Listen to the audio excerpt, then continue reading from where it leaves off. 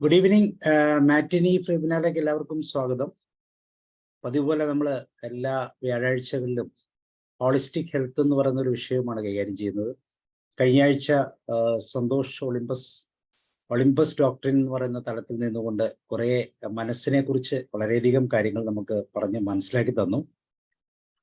ഇന്ന് ഇക്കോളജിയുമായൊരു വിഷയം, ഒരുപക്ഷെ അതിന്റെ തുടർച്ച എന്നോണം ഒരു മനുഷ്യനും പ്രകൃതിയുമായിട്ടുള്ള ബന്ധത്തെ എങ്ങനെയാണ് കൂടുതൽ മനസ്സിലാക്കേണ്ടത് എന്ന് ആഗ്രഹിക്കുന്ന ഏതൊരു ആൾക്കും തീർച്ചയായിട്ടും ഇന്നത്തെ ക്ലാസ് വളരെ പ്രയോജനകരമാണ്.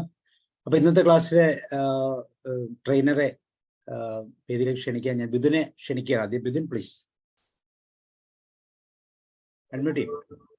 നമസ്കാരം എല്ലാവർക്കും. സാധാരണ പ്ലാറ്റ്ഫോമിനും കേട്ടുകൊണ്ടിരിക്കുന്ന ഈ സീരീസ് കണ്ടുകൊണ്ടിരിക്കുന്ന പ്രേക്ഷകർക്ക് എല്ലാവർക്കും ഒരിക്കൽ കൂടി നമസ്കാരം. നമ്മൾ ഹോളിസ്റ്റിക് ഹെൽത്തിന്റെ വ്യത്യസ്ത ഘടകങ്ങൾ ചർച്ച ചെയ്തുകൊണ്ടിരിക്കുകയാണ്. നമ്മുടെ ആരോഗ്യം, സമഗ്ര ആരോഗ്യം എന്നത് ഒരുപാട് ഘടകങ്ങളുടെ ഒരു ആകെത്തുകയാണ് ഒരു സമഗ്ര ആരോഗ്യത്തിലേക്ക് നമ്മെ എത്തിക്കുക എന്നുള്ളതാണ് നമ്മൾ കണ്ടുകൊണ്ടിരിക്കുന്നത്. കഴിഞ്ഞ ക്ലാസ്സില് ഒരു വിശിഷ്ടാതിഥി നിങ്ങളോട് സംസാരിച്ചത് മനസ്സിന്റെ തലത്തെ അതിന്റെ കുറച്ചുകൂടി ആഴത്തിൽ സംസാരിച്ച സന്തോഷ് ഒളിമ്പസ് നമ്മോടൊപ്പം ഉണ്ട്. അദ്ദേഹത്തിന് സ്വാഗതം. ഈ സെഷൻ അതുപോലെ തന്നെ അദ്ദേഹത്തിന് എടുക്കാൻ കഴിയുന്ന ഒരു ടോപ്പിക്കാണ് പരിസ്ഥിതി എന്നുള്ളത്, അക്കോളജി. സമഗ്ര ആരോഗ്യത്തിൽ നമ്മളുടെ ആരോഗ്യത്തിൽ നിശ്ചയിക്കുന്ന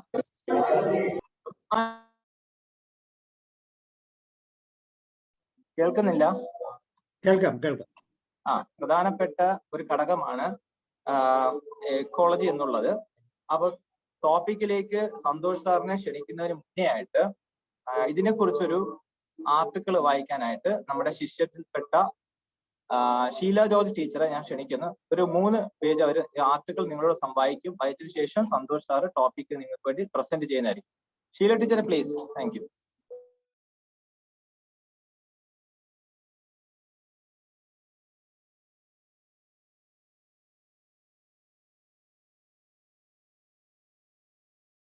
ഷീല ടീച്ചർ കേൾക്കുന്നുണ്ടെങ്കിൽ ഒന്ന് വായിക്കാം. ഷീല ടീച്ചർ വായിക്കാം. അൺമ്യൂട്ട് ചെയ്താൽ മതി. അതൊന്ന് അൺമ്യൂട്ട് ചെയ്ത് വായിക്കാം കേട്ടോ.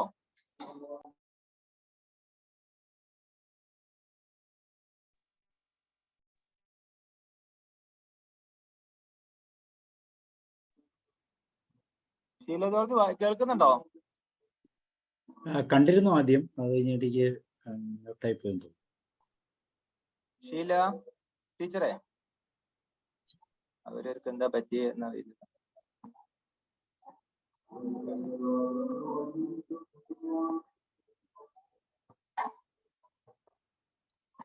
ഒരു മിനിറ്റ് ഒന്ന് വെയിറ്റ് ചെയ്യാം.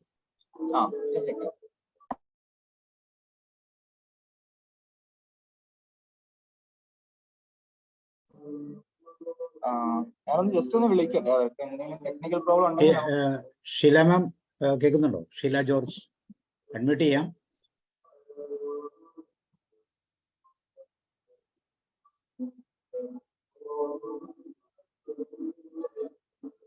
എന്താ പറ്റിയത്? അതാ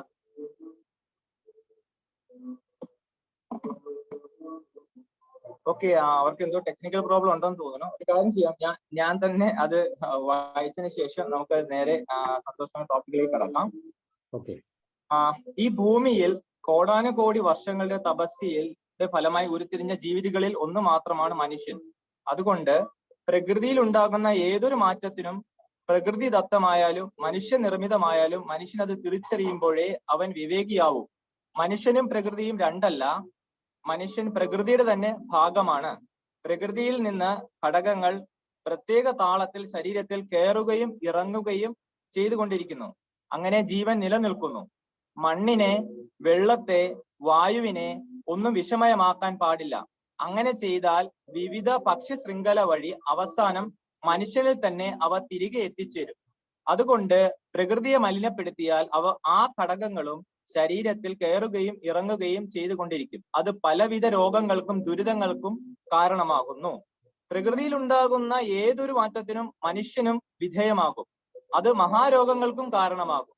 അതിനാൽ പ്രകൃതിയുടെ ആരോഗ്യമാണ് ജീവരൂപങ്ങളുടെയും ആരോഗ്യം എന്ന് വരുന്നു. ഒരു മൊബൈൽ ഫോണും കുറെ പണവും ഉണ്ടെങ്കിൽ ജീവിതത്തിൽ എന്തും നേടാം എന്ന കാഴ്ചപ്പാടിൽ ഒരു തലമുറ വളർന്നു കഴിഞ്ഞു. അവരെ മാതൃകയാക്കി അവർക്ക് പിന്നാലെ പിന്നെയും തലമുറകൾ. അധ്വാനം സമ്പത്താണ്. അധ്വാനിച്ച് ജീവിക്കാൻ പഠിക്കണം. അധ്വാനം ആരോഗ്യം നൽകും, ഉൽപാദനം കൂട്ടും, സമ്പത്ത് വർദ്ധിപ്പിക്കും, ആനന്ദം ലഭിക്കും. ഭക്ഷണം കഴിക്കുന്നവരെല്ലാം സ്വന്തം മണ്ണിന് സംരക്ഷണം നൽകിക്കൊണ്ട് സ്വന്തമായി ഭക്ഷണം ഉൽപ്പാദിപ്പിക്കണം. അധ്വാനിക്കാതെ കഴിക്കുന്ന ഭക്ഷണം മോഷ്ടിക്കലാണ്. മണ്ണിലെ വായു സമ്പുഷ്ടമായിരിക്കണം. എങ്കിൽ മാത്രമേ ആ വായുവിൽ നിന്നും വേരുകൾക്ക് പ്രാണവായു ലഭിക്കുകയുള്ളൂ. ഭക്ഷ്യ ഉൽപാദനം കൂടുകയുള്ളൂ. അന്തരീക്ഷ വായുവും മണ്ണിലെ വായുവും തമ്മിൽ നേരിയ വ്യത്യാസമുണ്ട്. മണ്ണിലെ വായുവിൽ നീരാവിയും കാർബൺ ഡയോക്സൈഡും കൂടിയും പ്രാണവായുവിന്റെ അളവ് അല്പം കുറഞ്ഞും കാണും. മണ്ണിന്റെ വ്യാപ്തത്തിൽ പകുതിയോളം വരുന്ന ഖരപദാർത്ഥങ്ങളിൽ 5% ധാതുവർഗങ്ങളുമായിരിക്കും. സസ്യങ്ങൾക്ക് സമൃദ്ധമായി വളരാൻ ജൈവാംശം കൂടിയേ തീരൂ. അതുകൊണ്ടാണ് മണ്ണിൽ ജൈവവളത്തിന് പ്രാധാന്യമുള്ളത്. മേൽമണ്ണിൽ കൂടുതൽ ജലം കൂടുതൽ കാലത്തേക്ക് സംഭരിച്ചു വെക്കപ്പെടണമെങ്കിൽ ജൈവാംശം വേണം. ഇത് ഭൂഗർഭ ജലത്തിന്റെ അളവ് വർദ്ധിക്കുന്നതിനും ജീവാണുക്കളുടെ എണ്ണം കൂടുന്നതിനും കാരണമാകും. ഷീല ജോർജ് ടീച്ചർ റെഡിയാണെങ്കിൽ തുടർന്ന് വായിക്കുക teacher. Thank you. Teacher unmute ചെയ്യണേ. അൺമ്യൂട്ട് ചെയ്യണം കേട്ടോ. നിങ്ങൾ ഡിസ്റ്റർബ് ആവണ്ട, വായിച്ചോളൂ. നമ്മെ സഹായിക്കാൻ മണ്ണിൽ വേറെയുമുണ്ട് ആൾക്കാർ. അതാണ് മണ്ണിരകൾ. പ്രകൃതിയുടെ കലപ്പകളാണിവ. ഇവ മണ്ണിൽ മാളങ്ങൾ ഉണ്ടാക്കി മണ്ണിളക്കി മണ്ണിനെ വായു സമ്പർക്കമുള്ളതാക്കി മാറ്റുന്നു. മണ്ണിരകൾ മണ്ണിലെ ജൈവവസ്തുക്കൾ ദഹിപ്പിച്ച് ഗുളികകളാക്കി പുറത്തു കളയുന്നത് ചെടികൾ വലിച്ചെടുക്കാൻ പാകത്തിലായിരിക്കും. അതായത് ജൈവ വസ്തുക്കളെ ദഹിപ്പിച്ച് പലവിധ മൂലകങ്ങളാക്കി മാറ്റി മണ്ണിൽ നിക്ഷേപിക്കുന്നത് മണ്ണിരകളാണ്. പ്രകൃതിയിലുള്ള സർവചരാചരങ്ങളും ഒരു ചിലന്തി വല പോലെ പരസ്പരം ബന്ധപ്പെട്ടിരിക്കുന്നു. ഒരു പുല്ലിനെ പുഴുവും, പുഴുവിനെ കോഴിയും, കോഴിയെ മനുഷ്യനും തിന്നുമ്പോൾ അതൊരു ഭക്ഷ്യ ശൃംഖലയാണ്. ഏതൊരു ഭക്ഷ്യ ശൃംഖലയും തുടങ്ങുന്നത് ഒരു സസ്യത്തിൽ നിന്നായിരിക്കും. നാം ഭൂമിയിൽ നിക്ഷേപിക്കുന്ന ഏതൊരു വിഷവും വിവിധ ഭക്ഷ്യ ശൃംഖലയിലെ കണ്ണികൾ താണ്ടി അവസാനം നമ്മുടെ ശരീരത്തിൽ തന്നെ വന്നു പറ്റുന്നു.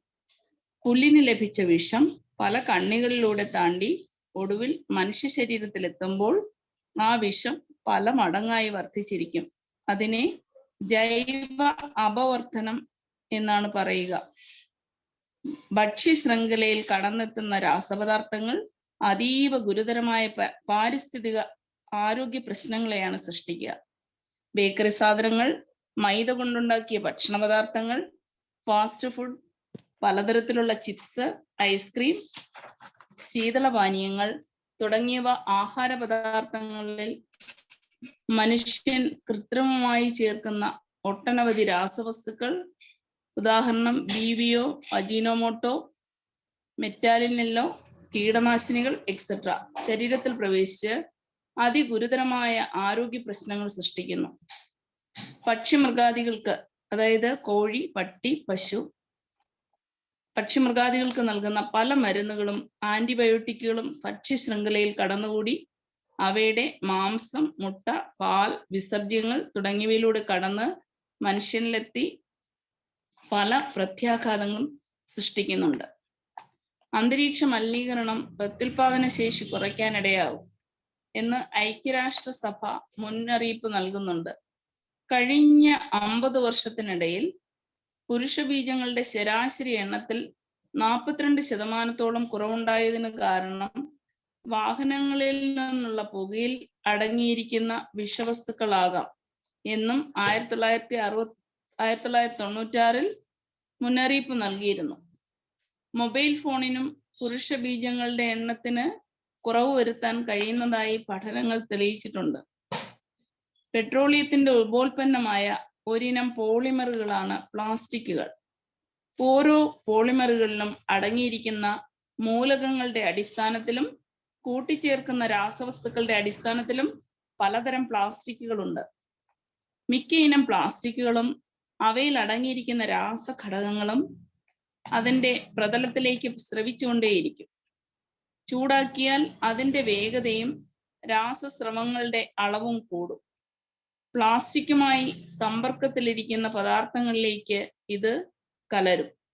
ഇത് നേരിയ അളവിൽ ആയാലും ഗുരുതരമായ ആരോഗ്യ പ്രശ്നങ്ങൾ ഉണ്ടാക്കും. അന്തസ്രാവ വ്യവസ്ഥയെ തന്നെ ഇത് തകരാറിലാക്കും. മിക്ക ഇനം പ്ലാസ്റ്റിക്കിലും ബിസ്ഫിനോൾ ഉണ്ട്. കുഞ്ഞുങ്ങളുടെ പാൽക്കുപ്പിയിൽ വരെ ഈ രാസവസ്തു കാണുന്നുണ്ട്.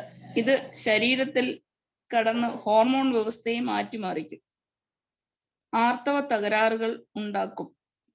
പോളിസിസ്റ്റിക് ഓവേറിയൻ രോഗം, കുട്ടികൾ നേരത്തെ ലൈംഗിക വളർച്ച പ്രാപിക്കൽ, കരളിൽ കൊഴുപ്പടിയൽ, ലിവർ സിറോസിസ്, പ്രമേഹം, ഹൃദ്രോഗം തുടങ്ങി പലതരത്തിലുള്ള പ്രശ്നങ്ങൾക്ക് ഇത് കാരണമാവും. പ്ലാസ്റ്റിക്കിലെ കറുത്തീയം അപകടകാരിയാണ്. PVC പ്ലാസ്റ്റിക് പദാർത്ഥങ്ങൾ സൂര്യപ്രകാശമേറ്റ് ചൂടാകുമ്പോൾ അതിൽ നിന്ന് കറുത്തീയം വിഘടിച്ച് പുറത്തു വരികയും ആരോഗ്യ പ്രശ്നങ്ങളിലേക്ക് വഴി തുറക്കുകയും ചെയ്യും. പ്ലാസ്റ്റിക് കത്തുമ്പോൾ ഉണ്ടാകുന്ന പുകയിൽ അടങ്ങിയിരിക്കുന്ന കൊടിയ വിഷമാണ് ഡയോക്സിൻ. ഹോർമോൺ വ്യവസ്ഥയെ ഇത് തകരാറിലാക്കും. സ്ത്രീകളുടെ കൊഴുപ്പിലടിഞ്ഞ് അത് മുലപ്പാലിലൂടെ കുട്ടികളിലെത്തുന്നു. എല്ലാവരുടെയും ആവശ്യങ്ങൾ നിറവേറ്റാൻ പ്രകൃതിക്ക് കഴിയും. എന്നാൽ ഒരാളുടെ പോലും ദുരാഗ്രഹം നിറവേറ്റാൻ പ്രകൃതിക്ക് കഴിയില്ല. വളരെ കുറച്ചു ഊർജം ഉപയോഗിച്ച് നിലനിൽക്കത്തക്ക വിധം ജീവിതം ചിട്ടപ്പെടുത്തുക. ഉയർന്ന ചിന്തയും എളിയ ജീവിതവും. പ്രകൃതിയെ സംരക്ഷിക്കാൻ മാർഗം അത് മാത്രമേ ഉള്ളൂ. Thank you so much. അപ്പോ പ്രകൃതി ഇല്ലാതെ മനുഷ്യനില്ല. പരിസ്ഥിതി മലിനീകരണം നമുക്ക് ഒഴിവാക്കി പ്രകൃതിയെ സംരക്ഷിക്കാതെ മുന്നോട്ട് പോകുന്നത് മനുഷ്യൻ അവന്റെ ജീവിതത്തിന്റെ കടക്കൽ കത്തിവെക്കുന്നത് തുല്യമാണെന്ന് ആമുഖമായി പറഞ്ഞുകൊണ്ട് നമ്മളെ വളരെ ആഴത്തിൽ സമഗ്ര ആരോഗ്യത്തിൽ ഇക്കോളജിയും എക്കോസിസ്റ്റവും എത്രത്തോളം പ്രാധാന്യമുണ്ടെന്ന് കുറച്ചുകൂടി ആഴത്തിൽ നിങ്ങൾ സംസാരിക്കാനായിട്ട് ശ്രീ സന്തോഷ് ഒളിമ്പസ് സാറിനെ ക്ഷണിച്ചോളൂ. Thank you.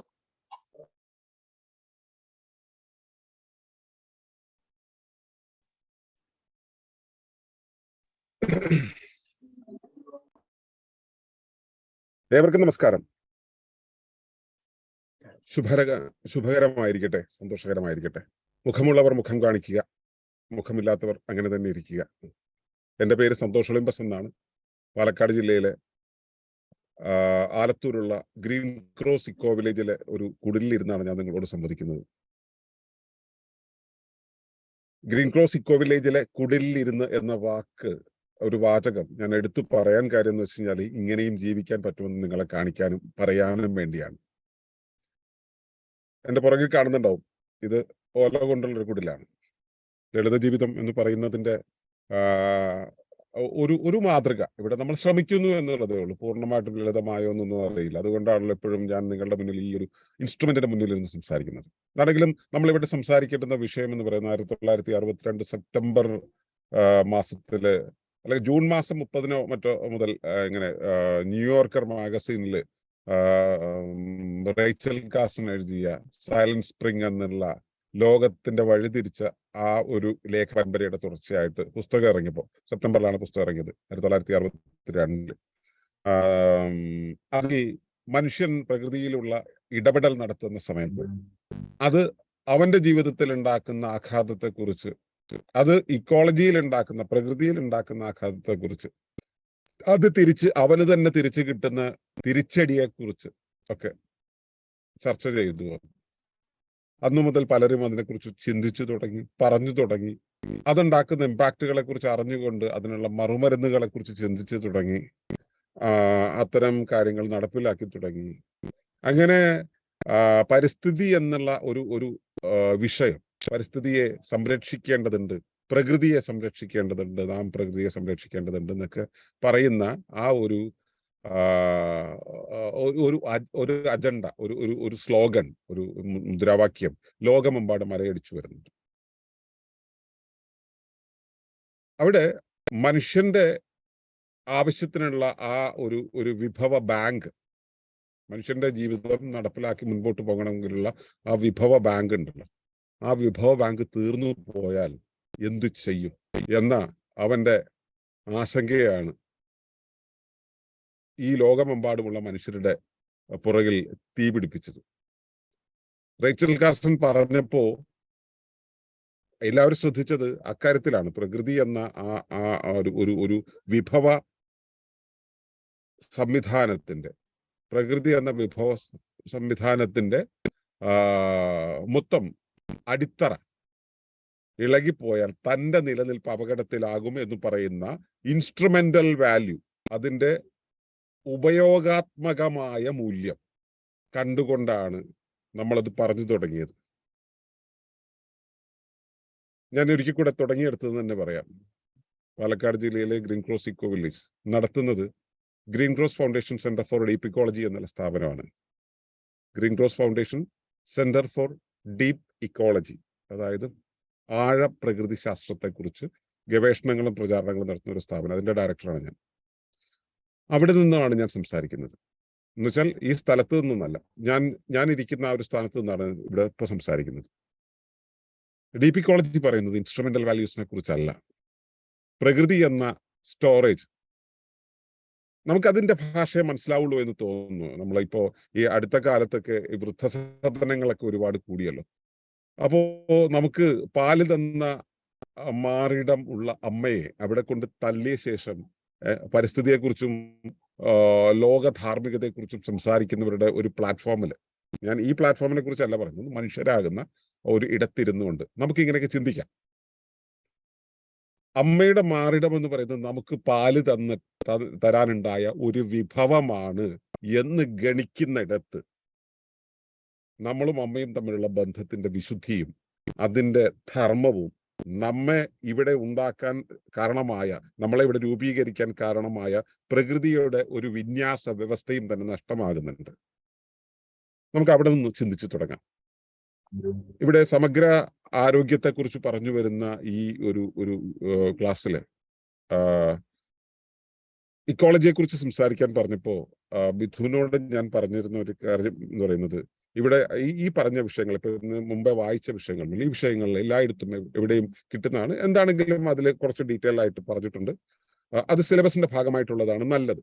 പക്ഷെ അവിടം കൊണ്ട് പറഞ്ഞ് തീർക്കുകയല്ല വേണ്ടത്, അതിന്റെ ബാക്കിയുള്ളതിലേക്ക് കൂടെ പോവുകയാണ്. അപ്പൊ ഞാൻ ആ ഒരു ഏരിയ ആയിരിക്കും കവർ ചെയ്യുക. മറ്റുള്ളത് ഒന്ന് കൈകാര്യം ചെയ്തേക്കണം എന്നുള്ള കാര്യം ഒന്ന് പറഞ്ഞപ്പോഴാണ് അത് നിങ്ങളുടെ മുന്നിൽ വായനയായിട്ട് അവതരിപ്പിച്ചത്. ബാക്കിയുള്ള കാര്യങ്ങളാണ് ഞാൻ പറയുന്നത്. അവിടെ ഷാലോ ഇക്കോളജിയെ കുറിച്ച്, അതായത് ഉപരിപ്ലവമായ പരിസ്ഥിതിയെക്കുറിച്ച് പറയുന്ന കാര്യങ്ങൾ നമ്മൾ ഏത് സർവകലാശാലയിൽ പോയാലും ഏത് പരിസ്ഥിതി ക്ലാസ്സിൽ പോയാലും കേൾക്കുന്നതാണ്. നാം പ്രകൃതിയെ സംരക്ഷിക്കണം. പല്ലിയെ കണ്ടോ? പല്ലി ഇങ്ങനെ ചുമരിൽ ചാരി ഇങ്ങനെ ഇരിക്കും, മുകളിൽ താങ്ങി പിടിച്ചിട്ട്. എന്നിട്ട് പല്ലിക്കൊരു ഭാവമുണ്ടത്രേ, ഞാനാണ് ആ ചുമരിന്, ആ തട്ടിനെ താങ്ങി പിടിച്ചിരിക്കുന്നത്. ഏതാണ്ട് ഇതുപോലെയാണ് മനുഷ്യൻ പ്രകൃതിയെ സംരക്ഷിക്കുക എന്ന് പറയുന്ന പരിപാടി. പ്രകൃതിയാകുന്ന മഹാഗർഭപാത്രത്തിന്റെ അകത്ത് ജീവിക്കുന്ന മനുഷ്യന് എങ്ങനെയാണ് അവളെ സംരക്ഷിക്കാൻ കഴിയുക? വളരെ സിമ്പിൾ ആയിട്ടുള്ള ഒരു കാര്യം പറഞ്ഞാൽ നിങ്ങൾക്ക് മനസ്സിലാവൂ. അമ്മയുടെ ഒക്കത്താണ് നിങ്ങൾ ഇരിക്കുന്നത്, അമ്മയുടെ മാറിൽ നിങ്ങൾ ഇരിക്കുന്ന ഒരു കുഞ്ഞാണ് നിങ്ങൾ. കുസൃതി കാണിച്ചാലുണ്ടല്ലോ, ചില തടിമാടൻ കുട്ടികളൊക്കെ ഉണ്ട്, അവർ അമ്മയുടെ കയ്യിലിരുന്ന്, മെലിഞ്ഞ അമ്മയുടെ കയ്യിലിരുന്ന് കുസൃതി കാണിക്കും, തിരിയും മറിയും ചാടും, ചിലപ്പോൾ താഴെ പോവും. അമ്മയ്ക്ക് പിടിക്കാവുന്ന ഒരു പരിധിക്കപ്പുറത്തേക്ക് പോയാൽ താഴെ പോവും. അമ്മയ്ക്ക് പിടിക്കാൻ പറ്റുന്ന ഒരു പരിധിയെ നമ്മൾ ക്യാരിയിങ് കപ്പാസിറ്റി, വഹനക്ഷമത എന്നാണ് പറയുക. വഹനക്ഷമതയ്ക്കും അപ്പുറത്തേക്ക് നമ്മൾ പോയിട്ടുണ്ടെങ്കിൽ നമ്മൾ താഴെ പോവും. ആ താഴെപ്പോക്ക് ഒഴിവാക്കണമെങ്കിൽ നമ്മൾ ചെയ്യേണ്ടത് വെച്ചാൽ അമ്മയുടെ നിയമത്തിനനുസരിച്ച്, അമ്മയുടെ ചേർത്ത് പിടിക്കാനുള്ള ആ ശേഷിക്കനുസരിച്ച് നമ്മൾ വഴങ്ങി ഒതുങ്ങി അവിടെ ഇരിക്കുകയാണ്. വിധേയപ്പെട്ട് വിനയപ്പെട്ട് ആദരിച്ച് അവിടെ ഇരിക്കുകയാണ് വേണ്ടത്. അപ്പൊ നമ്മൾ താഴെ പോവില്ല. അതല്ലാതെ നമ്മൾ ഇവിടെ നിന്ന് അമ്മയെ സംരക്ഷിക്കാനോ അമ്മയെ എല്ലാം ചൂടും കാര്യങ്ങളെല്ലാം ക്ലിയർ ആക്കി എടുക്കാനും നമുക്ക് കഴിയില്ല. കാരണം അമ്മയ്ക്കകത്താണ് നമ്മൾ, അമ്മയുടെ കൈക്ക് അകത്താണ് നിൽക്കുന്നത്. മഹാഗർഭപാത്രമാകുന്ന ഭൂമിയുടെ അകത്ത് ജീവിക്കുന്ന നമുക്ക് അമ്മയുടെ മാരടത്തിനും അമ്മയുടെ ശരീരത്തിനും വിലയിടുന്ന പരിപാടിയാണ് പ്രകൃതിയെ അതിന്റെ ഇൻസ്ട്രുമെന്റൽ വാല്യൂ അല്ലെങ്കിൽ അതിന്റെ ഉപയോഗപരമായ മൂല്യം ഉപയോഗിച്ചുകൊണ്ട് വിലയിടുക എന്നുള്ളത്.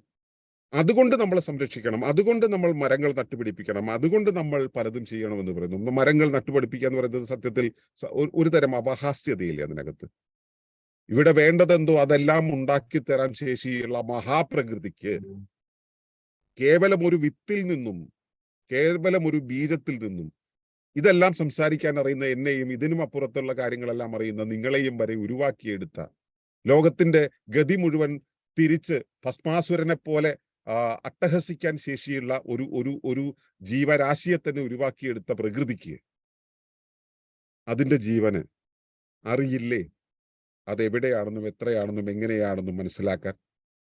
നിങ്ങളുടെ ശരീരത്തിന്റെ കോശത്തിന് ശുഭകരമായ പ്രതീക്ഷയുണ്ടെങ്കിൽ ഏത് രോഗാവസ്ഥയിൽ നിന്നും അതിജീവിക്കാൻ കഴിയുമെന്ന് നിങ്ങളുടെ പാഠങ്ങളിൽ പഠിച്ചിട്ടുണ്ടാവും. പ്രത്യേകിച്ചും ശ്രീ മിഥുൻ നടത്തുന്ന ഈ സമഗ്രാരോഗ്യത്തെക്കുറിച്ചുള്ള കോഴ്സിൽ അതിനെക്കുറിച്ചുള്ള പ്രതിപാദനങ്ങൾ ഉണ്ടായിരിക്കണം. കാരണം ശ്രീ മിഥുൻ അതിനെക്കുറിച്ചൊക്കെ വളരെ ഡീറ്റെയിൽഡ് ആയിട്ട് അറിയുന്ന ആളാണ്. അപ്പൊ സ്വാഭാവികമായിട്ട് അത് ഇവിടെ ഉണ്ടായിരിക്കും. എനിക്ക് സിലബസ് അറിയില്ല, അതുകൊണ്ട് ഞാൻ അതിൽ ഉണ്ടാകുമെന്ന് പ്രതീക്ഷിക്കുന്നു. അല്ലെങ്കിൽ ഇനി തുടർന്നുള്ള വിഷയങ്ങളിൽ മിഥുൻ അതിനെക്കുറിച്ച് സംസാരിക്കുമായിരിക്കും. അപ്പോ ആ ഒരു കോശത്തിന്, അതായത് നിങ്ങളുടെ അകത്ത് കിടക്കുന്ന ഒരു കോശത്തിന് അസുഖങ്ങൾ ഉണ്ടെങ്കിൽ ആ അസുഖത്തെ അതിജീവിക്കാനുള്ള ശേഷി ആ കോശത്തിനുണ്ട് എന്ന കാര്യം നിങ്ങൾക്കറിയാതെ പോകുമോ? നിങ്ങൾക്കകത്തുള്ള ശരീരത്തിന്റെ ഒരു ഭാഗത്തിന് അത്രയും ശേഷിയുണ്ടെങ്കിൽ നിങ്ങൾക്ക് അതിലും വിപുലമായിട്ടുള്ള ശേഷി ഉണ്ടായിരിക്കില്ലേ? അപ്പോൾ നിങ്ങൾക്കും വിപുലമായിട്ടുള്ള ഒരു അവസ്ഥയായിരിക്കില്ലേ പ്രകൃതിക്കുണ്ടായിരിക്കുക? അപ്പോൾ പ്രകൃതിയാകുന്ന ആ മഹാസംവിധാനത്തെ നമ്മൾ മനസ്സിലാക്കേണ്ടത് എങ്ങനെയാണ്? ഞാനും പ്രകൃതിയും തമ്മിലുള്ള ബന്ധം എന്ന് പറയുന്നത് എങ്ങനെയാണ്? കടലിലെ മീൻ, നമ്മൾ ഇവിടെ നിന്ന് നോക്കുകയാണോ കടലിനെ? ഞാൻ ഈ കരയിലിരുന്ന് നോക്കുകയാണ് കടലിലെ മീനിനെ നോക്കുന്ന സമയത്ത് ആ മീനിന് ചുറ്റുമുള്ള വെള്ളവും മീനിന്റെ ചിറകും മീനിന്റെ ഭാഗമായിരുന്ന ഘടകങ്ങളും അത് ഞാൻ തിന്നുമ്പോൾ എന്നിലേക്ക് വരുന്ന പോഷകങ്ങളും അതിന്റെ ഉപ്പും ആ മീനിന്റെ കുടുംബവും മീനിന്റെ പ്രണയവും മീനിന്റെ കാവ്യാത്മകതയും മീനിന്റെ നൃത്തവും എല്ലാം കടലാണ്. കടലായിരിക്കുന്ന മീനിനെ നമ്മൾ ഇങ്ങനെ അറിയുമ്പോൾ മീൻ ചിന്തിക്കുന്നത് എന്താണെന്നറിയോ? അത് കടൽ, ഞാൻ വേറെ. കാരണം മീനിന്റെ അഹം അങ്ങനെയാണ് ചിന്തിപ്പിക്കുന്നത്, ഞാൻ വേറിട്ടതാണെന്ന് ചിന്തിക്കുന്ന ഒരു മീൻ ആയിത്തീരുന്നത് എങ്ങനെയാണ്? കടലിൽ നിന്നും അതിന്റെ പ്രാഥമിക വിന്യാസം അല്ലെങ്കിൽ പ്രാഥമിക രൂപകൽപ്പന, ഡിസൈൻ ഉണ്ടായി. കടലിൽ നിന്നും അതിന്റെ പാറ്റേണുകൾ ഉണ്ടായി. കടലിൽ നിന്നും അതിന് വേണ്ടുന്ന പോഷകങ്ങൾ ഉണ്ടായി.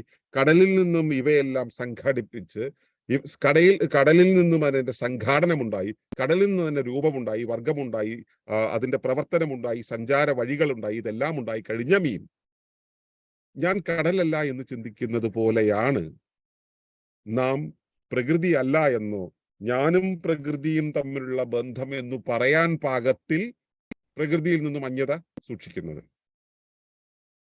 ഞാൻ പ്രകൃതിയാണ് എന്ന ബോധ്യത്തിലായിരിക്കണം നാം തുടങ്ങേണ്ടത്. പ്രകൃതിയെക്കുറിച്ച് പഠിച്ചു തുടങ്ങുമ്പോൾ നമ്മൾ ആദ്യം പഠിക്കേണ്ട പാഠം അത് തന്നെയാണ്, ഞാൻ പ്രകൃതിയാണെന്നുള്ളത്. ഞാൻ പ്രകൃതിയിൽ നിന്നും വേറിട്ടൊരു സത്തയാകുന്നത് എൻ്റെ അഹങ്കാരം കൊണ്ട് മാത്രമാണ്. അതിനെ ജിബ്രാനോ മറ്റോ പറഞ്ഞിട്ടുള്ളത് വൃഥാഭിമാനം എന്നാണ്. നമ്മുടെ വൃഥാഭിമാനം കൊണ്ടാണ് നമ്മൾ പ്രകൃതിയിൽ നിന്നും വേറിട്ടതായത്. പ്രകൃതി എന്നുള്ള ഏകകത്തിനകത്തുള്ള ആ ഇൻസ്ട്രുമെന്റൽ വാല്യൂ അല്ലെങ്കിൽ ഉപയോഗാത്മക മൂല്യം ഉപയോഗിച്ചുകൊണ്ട് കാണുന്നതിനു പകരം തിരിച്ചൊരു രൂപത്തിൽ നമുക്ക് ഈ പ്രകൃതിയെ ഒന്ന് മനസ്സിലാക്കാം. ആ മീനിനെ എടുക്കുക, ആ മീൻ എന്നുള്ള ആ കടലിന്റെ ഭാഗമായിരിക്കുന്ന വസ്തുവിനെ എടുക്കുക. അതൊരു ജീവിയാണ്. ആ ഒരു ജീവിയെ നമ്മൾ എടുക്കുന്ന സമയത്ത് ആ ജീവി അവിടെ ആ കടലിൽ ഉണ്ടാകണോ, കടലിൽ നിന്ന് പിടിച്ച് എൻ്റെ ചട്ടിയിലേക്ക് കൊണ്ടുവരണോ, എൻ്റെ വയറ്റിലേക്ക് കൊണ്ടുവരണോ എന്നൊക്കെ എനിക്ക് ചർച്ച ചെയ്യാം, ചിന്തിക്കാം, പ്രവർത്തിക്കാം. ഏതുപോലെയാണെന്നറിയോ? എൻ്റെ വീടിന്റെ പറമ്പിന്റെ മൂലയ്ക്കുള്ള ഒരു ചെടി അവിടെ നിൽക്കണമോ വേണ്ടയോ എന്ന് ഞാൻ തീരുമാനിക്കുന്ന പോലെ. കാരണം രേഖപ്രകാരം, പാട്ടച്ചീട്ട് പ്രകാരം ഈ സ്ഥലം എൻ്റെ പേരിലാണ്. അപ്പോൾ അതിന്റെ മുകളിലുള്ള ആ മരത്തിന്റെ മുകളിൽ, ചെടിയുടെ മുകളിൽ ഉടമസ്ഥാവകാശം എന്റെ മുകളിലാണ്. അതവിടെ നിൽക്കണോ വേണ്ടയോ എന്നുള്ള കാര്യം ഞാനാണ് തീരുമാനിക്കുന്നത്. പച്ചയ്ക്ക് നിങ്ങളുടെ ആരെങ്കിലും തന്തയ്ക്ക് വിളിക്കാൻ ഞാൻ തയ്യാറായാൽ നിങ്ങൾ എങ്ങനെയായിരിക്കും പ്രതികരിക്കുക? വലിയ ബുദ്ധിമുട്ടായിരിക്കും. കാരണം നിങ്ങൾ നിങ്ങളുടെ അച്ഛന് വല്ലാതെ മൂല്യം നൽകുന്നുണ്ട്. നിങ്ങൾ അച്ഛനുമായിട്ടുള്ള നിങ്ങളുടെ ബന്ധത്തിന് ഒരുപാട് സങ്കല്പങ്ങളുണ്ട്. നിങ്ങളുടെ അച്ഛനുമായിട്ടുള്ള നിങ്ങളുടെ ബന്ധത്തിന് നിങ്ങൾ നൽകുന്ന വില മറ്റാർക്കും മനസ്സിലാവില്ല. കാരണം ആ വില, നിങ്ങൾ നൽകുന്ന വില, നിങ്ങളും അച്ഛനുമായിട്ടുള്ള ബന്ധം, നിങ്ങളും അച്ഛനും തമ്മിലുള്ള ബന്ധത്തിന്റെ ലക്ഷ്യം, ഉദ്ദേശ്യം, അതിന്റെ പശ്ചാത്തലം, ഇവയെല്ലാം ലീനമാണ്, അതിൽ അലിഞ്ഞു നിൽക്കുന്നതാണ്. ഇത് നിങ്ങളുടെ തന്തയ്ക്ക് വിളിക്കുന്ന എനിക്കറിയില്ല. ഈ തന്തയ്ക്ക് വിളി എന്നുള്ള പദം കേൾക്കുമ്പോൾ തന്നെ നിങ്ങൾക്ക് ഉണ്ടാവുന്ന ഒരു ഇറിറ്റേഷൻ എന്ന് ആലോചിച്ച് നോക്കും. അപ്പോ എനിക്കറിയില്ല നിങ്ങൾക്കിടയിലുള്ള ലീനമായിട്ടുള്ള അവസ്ഥ എന്താണെന്നുള്ളത്. അത് പറയുമ്പോൾ നിങ്ങൾക്ക് നോവുന്നുണ്ടല്ലോ അല്ലെ? തന്തയ്ക്ക് വിളി എന്നുള്ള വാക്ക് പറയുമ്പോൾ തന്നെ നോവുന്നുണ്ട്. അപ്പോ അത് പറയുമ്പോൾ നിങ്ങൾക്ക് നോവ് വരുന്നുണ്ടെങ്കിൽ ആ മൂല്യം എനിക്കറിയില്ല എന്നും ആ മൂല്യം നിങ്ങൾക്കേ അറിയുള്ളൂ, നിങ്ങൾക്ക് മാത്രമേ അറിയുള്ളൂ എന്നുമാണ് അർത്ഥം. അതായത് ആ മൂല്യം നിങ്ങൾക്കകത്താണ് ഇരിക്കുന്നത്. കേവലം ഒരു പദത്തിന്റെ പേരിൽ നിങ്ങൾക്ക് ഇങ്ങനെ വേദനിക്കുന്നുവെങ്കിൽ ഒന്നിന്റെ അസ്തിത്വത്തെക്കുറിച്ച്, ഒന്നിന്റെ നിലയെക്കുറിച്ച്, നിലനിൽപ്പിനെ കുറിച്ചുള്ള ഒരു ജീവിയുടെ ആത്യന്തികമായ അവകാശം, ആത്യന്തികമായ ബോധ്യം, ആത്യന്തികമായിട്ടുള്ള ഇച്ഛ, ആത്യന്തികമായിട്ടുള്ള ബോധ്യം, അതിനെ അറിയാതെ, അംഗീകരിക്കാതെ, അതിന്റെ നാസികയ്ക്കും അപ്പുറത്തേക്ക് കടന്നു ചെന്ന് അതിന്റെ അസ്തിത്വത്തെ ചോദ്യം ചെയ്യാൻ നിങ്ങൾക്ക് ആരാണ് അധികാരം തന്നത്? മനുഷ്യനാണെന്നുള്ള അഹങ്കാരം. അപ്പോ അത്തരത്തിൽ ഒരു ജീവിയിലുള്ള, ഒരു സത്തയിലുള്ള ലീനമായ മൂല്യം അല്ലെങ്കിൽ ഇൻട്രൻസിക് വാല്യൂ എന്നുള്ള ഒന്ന് ഉണ്ട് എന്നുള്ള തിരിച്ചറിവാണ് ഇക്കോളജിയിൽ നിന്നും ഡീപ്പ് ഇക്കോളജിയിലേക്കുള്ള യാത്രയ്ക്ക് കാരണമായത്. 1962 റേച്ചൽ കാസൻ ഇത് പറഞ്ഞു നിർത്തുന്ന സമയത്ത് അതുണ്ടാക്കാവുന്ന പാരിസ്ഥിതിക ആഘാതം എത്രത്തോളം വലുതാണെന്ന് മനസ്സിലാക്കിയ ജെയിംസ് ലവ്ലോക്കിനെയും ആർനെ നായസിനെയും പോലുള്ള ചിന്തകരാണ് 1971 ഡീപ്പ് ഇക്കോളജി എന്നുള്ള ആശയം മുൻപോട്ട് വെച്ചത്. അത് പറയുന്നത് ഇതാണ്: ഭൂമി എന്ന മഹാസംവിധാനത്തിന് ജീവനുണ്ട്, അഥവാ ഭൂമി എന്നത് ഒരു ജീവിയാണ്. ആ ഭൂമി എന്ന ജീവിയുടെ ഓരോ ഘടകങ്ങളും ഓരോ കോശങ്ങളാണ്, ഭൂമിയുടെ കോശങ്ങളാണ്. ഈ ഭൂമിയുടെ കോശങ്ങളായിട്ടുള്ള ഓരോ ഘടകത്തിനും അവയുടേതായിട്ടുള്ള ലീന മൂല്യങ്ങൾ അല്ലെങ്കിൽ ഇൻട്രൻസിക് വാല്യൂ, അതിനകത്ത് അടങ്ങിയിരിക്കുന്ന ആന്തരിക മൂല്യമുണ്ട്. ആ മൂല്യം അറിയാതെ അവയുടെ നിലയെ, നിലനിൽപ്പിനെ അളക്കുന്നത് ശരിയല്ല. അതിനു പകരം അവയെ അറിഞ്ഞ്, അവയെ അംഗീകരിച്ച്, അവയെ ആദരിച്ച് നിൽക്കുമ്പോഴാണ് നാം ഇക്കോളജിയുടെ ഭാഗമാകുന്നത് എന്നാണ്. അതല്ലാത്തപ്പോൾ നമ്മൾ ഇക്കോളജിയിൽ നിന്ന് വിച്ഛേദിതരാണ്. ഏതുപോലെ ആ കടൽമീൻ ഞാൻ കടലല്ല എന്ന് കരുതുന്നത് പോലെ നമ്മൾ വിച്ഛേദിതരാണ്. നമ്മുടെ മുന്നിലുള്ള എല്ലാ ജീവജാലങ്ങളും, സർവസത്തകളും ഇത്തരത്തിൽ നമ്മുടെ ഭാഗമാണെന്ന് തിരിച്ചറിയാൻ, നാം തന്നെയാണെന്ന് തിരിച്ചറിയാൻ നമുക്ക് കഴിയാതെ പോകുന്നത് നമ്മൾ ഇത് എല്ലാത്തിനെയും ഷോക്കേസിൽ വിൽക്കാൻ വെച്ചിട്ടുണ്ട് എന്നുള്ളത് കൊണ്ടാണ്. ഇവിടെയുള്ള അജൈവ വസ്തുക്കൾ, ഞങ്ങൾ വയനാട്ടിലെ ഒരു കാട്ടിനകത്തുകൂടെ നമ്മുടെ സഹവാസത്തിന്റെ, കേരളത്തിലെ എല്ലാ ജില്ലകളിലെയും കാടുകളിൽ നമ്മൾ സഹവാസങ്ങൾ നടത്തിയിട്ടുണ്ട്. ആ വയനാട്ടിലെ ഒരു കാട്ടിൽ വെച്ച് ഇത്തരം ഒരു സഹവാസത്തിന്റെ ഭാഗമായി ഒരു യാത്ര നടത്തിയപ്പോൾ എന്റെ മകൾ ഇതിലെവിടെയോ വന്നിട്ടുണ്ട്. എന്റെ മകൾ പ്രപഞ്ച, അവൾ എന്നോട് ചോദിച്ചു. അന്ന് അവൾ ചെറുതാണ്, വളരെ ചെറുതാണ്. അന്ന് അവൾക്ക് ഒരു കയ്യിലൊരു ചെറിയ കല്ലെടുത്തിട്ട് ചോദിച്ചു, അച്ഛാ ഈ കല്ലിന് ജീവനുണ്ടോ? ഞാൻ പറഞ്ഞു, മോളെ, അത് മോളുടെ കയ്യിൽ ഇരിക്കുമ്പോൾ നിനക്കൊപ്പം അത് യാത്ര ചെയ്യുന്നു. നീ ചിന്തിക്കുന്നതിനനുസരിച്ച് അത് ചലിക്കുന്നു. നിന്റെ ഭാഗമായിരിക്കുമ്പോൾ, ഈ കാടിന്റെ ഭാഗമായിരിക്കുമ്പോൾ, ഈ ജൈവ വ്യവസ്ഥയുടെ ഭാഗമായിരിക്കുമ്പോൾ അതിന് ജീവനുണ്ട്. അതിനെ വേറിട്ട് നിർത്താൻ നിനക്ക് എന്തെങ്കിലും കഴിഞ്ഞാൽ, ഇതിൽ നിന്നെല്ലാം പറിച്ചു മാറ്റിയിട്ട് അതിനെ വേറിട്ട് നിർത്താൻ നിനക്ക് എന്തെങ്കിലും കഴിഞ്ഞാൽ അതിന് ജീവനില്ലാതെയാകും. നിങ്ങളൊന്ന് ആലോചിച്ച് നോക്കൂ. ഇവിടെയുള്ള ഏതെങ്കിലും വസ്തു, ഒരു പ്ലാസ്റ്റിക്കിന്റെ കഷ്ണം, നിങ്ങൾ ഉപയോഗിക്കുന്ന മൊബൈൽ ഫോൺ, അങ്ങനെയുള്ള എന്തെങ്കിലും ഒന്ന് ഒരു ജൈവ സംവിധാനം, ഭൂമി എന്ന മഹാഗർഭപാത്രത്തിന്റെ ഒരു ഭാഗമല്ലാതെ ആയിരിക്കുന്നുണ്ടോ? നിങ്ങളുടെ അധികാര പരിധിയിൽ അല്ലാതായിരിക്കുന്നുണ്ടോ എന്തെങ്കിലും? ഇവിടെയുള്ളതെല്ലാം ഒന്നിന്റെ അല്ലെങ്കിൽ മറ്റൊന്നിന്റെ അഹത്തിന്റെ, അധികാരത്തിന്റെ, പശ്ചാത്തലത്തിന്റെ ഒക്കെ ഭാഗമായിട്ടാണ് ഇരിക്കുന്നത്. ഇവയെല്ലാം ചേർന്നുകൊണ്ടാണ് ഒരു ഇക്കോളജി ഉണ്ടാകുന്നത്. എല്ലാ ഇക്കോളജിക്കൽ സിസ്റ്റംസും ഓരോ തരം വ്യവസ്ഥകളാണ്, സ്വതന്ത്ര വ്യവസ്ഥകളാണ് എന്ന് തൽക്കാലത്തേക്ക് പറയാം. എന്നാൽ ഓരോ സ്വതന്ത്ര വ്യവസ്ഥയും അതിന്റെ അടുത്തുള്ള മറ്റു വ്യവസ്ഥകളുമായി ചേർന്നിണങ്ങി ഇഴുകിയാണ് നിൽക്കുന്നത്. ഞാൻ എന്റെ ഉപരിവ്യവസ്ഥയായ ഭൂമിയോടും എന്റെ ആന്തരിക വ്യവസ്ഥകളായ ശരീരഭാഗങ്ങളോടും ചേർന്നിണങ്ങിയാണ് നിൽക്കുന്നതെങ്കിൽ അതിനേക്കാളും കൂടുതൽ എനിക്കറിയാവുന്ന ഇണക്കം ഞാനുമായും എന്റെ മുന്നിലിരിക്കുന്ന മിഥുനുമായും ഞാൻ എൻ്റെ മുന്നിലിരിക്കുന്ന സാബു ചേട്ടനുമായിട്ടും എൻ്റെ മുമ്പിലിരിക്കുന്ന റോയ് ചേട്ടനുമായിട്ടും ഇക്ബാലുമായിട്ടും ഒക്കെയുള്ള ബന്ധത്തിലൂടെയാണ്. അതിലൂടെയുള്ള ഒരു ഇണക്കത്തെക്കുറിച്ചാണ് എനിക്ക് അറിയുക. ആ ഇണക്കമാണ്, ആ ഒരു പാരസ്പര്യ ബന്ധമാണ് എന്നെ ഞാനായി നിലനിർത്തുന്നത്, മൂല്യം ഉള്ളവരായി നിലനിർത്തുന്നത്, ആദരവുള്ളവരായി നിലനിർത്തുന്നത്. ഞാൻ മറ്റുള്ളവയെ റെസ്പെക്ട് ചെയ്യുന്നത് കൊണ്ടാണ് ഞാൻ റെസ്പെക്ട് ചെയ്യപ്പെടുന്നത് എന്ന് സായിപ്പ് തന്നെ പറയാറുണ്ട് അല്ലെ. Give respect and win respect എന്ന് പറയുന്നുണ്ട്. അപ്പോ നമുക്ക് എന്തിനേയും ആദരിക്കാൻ കഴിയുമ്പോഴാണ് നമുക്കും നിലനിൽക്കാനുള്ള അർഹതയുണ്ടാകുന്നത്. ഈ അർഹത എന്നുള്ളത് എവിടെ നിന്നാണ് തുടങ്ങേണ്ടത്? നാം കാണുന്ന മുഴുവൻ വസ്തുക്കളിലും ഞാൻ എന്നതുപോലെയുള്ള ഒരു എക്സ്റ്റൻഷൻ ഉണ്ടെന്ന്, ഞാൻ എന്നുള്ള ഒരു ജീവ സംവിധാനത്തിനുള്ള ജൈവ സ്വഭാവം. എന്താണ് ജൈവ സ്വഭാവം? സ്വയം സംഘടിക്കാനും സ്വയം പരിചരിക്കാനും സ്വയം സംരക്ഷിക്കാനുമുള്ള ആ സ്വഭാവം. അത് മാത്രമാണോ? അതിനൊരു പശ്ചാത്തലമുണ്ട്, അതിന് പരസ്പര ബന്ധങ്ങളുണ്ട്, അതിനൊരു സമയമുണ്ട്, കാലമുണ്ട്, അതിനൊരു രൂപമുണ്ട്, ഭാവമുണ്ട്, സംഭവം ഉണ്ട്. ഇങ്ങനെ ഒട്ടേറെ മാനങ്ങളുള്ള ഒരു സത്തയാണ് ഞാൻ എന്നതെങ്കിൽ അതുപോലെ മറ്റൊരു സത്തയായി മറ്റൊന്നിനെ കാണാൻ കഴിയുമ്പോഴാണ് റീസ്പെക്ട് ചെയ്യാൻ കഴിയുക. റീസ്പെക്ട് ചെയ്യാൻ വീണ്ടും നമുക്ക് കാണാൻ, പുനർദർശിക്കാൻ നമുക്ക് കഴിയുന്നത്. അതിനാണ് റെസ്പെക്ട് എന്ന് പറയുന്നത്. അങ്ങനെ മറ്റുള്ളവയും റെസ്പെക്ട് ചെയ്യാൻ കഴിയുമ്പോഴാണ് നമ്മൾ ഈ ഇക്കോളജിയുടെ ഭാഗമാകുന്നത്. ഞാൻ എന്നുള്ള ഇക്കോളജി എന്റെ ശരീരമാകുന്ന ആ ഒരു മണ്ഡലത്തിൽ, ഒരു പരിധിയുടെ ചുറ്റുപാടുമുള്ള ഘടകങ്ങളിൽ, ഇപ്പൊ തൽക്കാലത്തേക്ക് നമ്മുടെ പരിസ്ഥിതി എന്ന് പറയാം, പരിസ്ഥിതിയിൽ നിന്ന് വേണ്ടുന്നത് സ്വീകരിക്കുന്നു. എന്തൊക്കെയാണ് വേണ്ടത്? വെള്ളം വേണം, വെളിച്ചം വേണം, ഭക്ഷണം വേണം, വായു വേണം, ഇങ്ങനെയുള്ളതെല്ലാം പരിസരത്ത് നിന്ന് സ്വീകരിക്കുന്നു. എന്റെ ശരീരത്തെ രൂപകൽപ്പന ചെയ്യുന്നു, അല്ലെങ്കിൽ എന്റെ ശരീരത്തെ പരിചരിച്ചു കൊണ്ടുപോകുന്നു. ആ പരിചരണത്തിലൂടെ മുൻപോട്ട് പോയിക്കൊണ്ടിരിക്കുന്ന സമയത്ത് എന്റെ ശരീരം നിലനിന്ന് പോവുകയാണ്. എനിക്ക് വേണ്ടാത്തതിനെ ശരീരം പുറത്തേക്ക് കളയുന്നു. ആ പുറത്തേക്ക് കളയുന്നത് മാലിന്യമാണ് എന്ന രീതിയിൽ നമ്മൾ മനസ്സിലാക്കുന്നു. ഞാൻ പുറത്തേക്ക് കളയുന്നത് മാലിന്യമാകാതിരിക്കണമെങ്കിൽ അത് ഈ ഇക്കോളജിയിലെ മറ്റൊരു സംവിധാനത്തിന് സ്വീകരിക്കാൻ കഴിയുന്ന രൂപത്തിലായിരിക്കണം.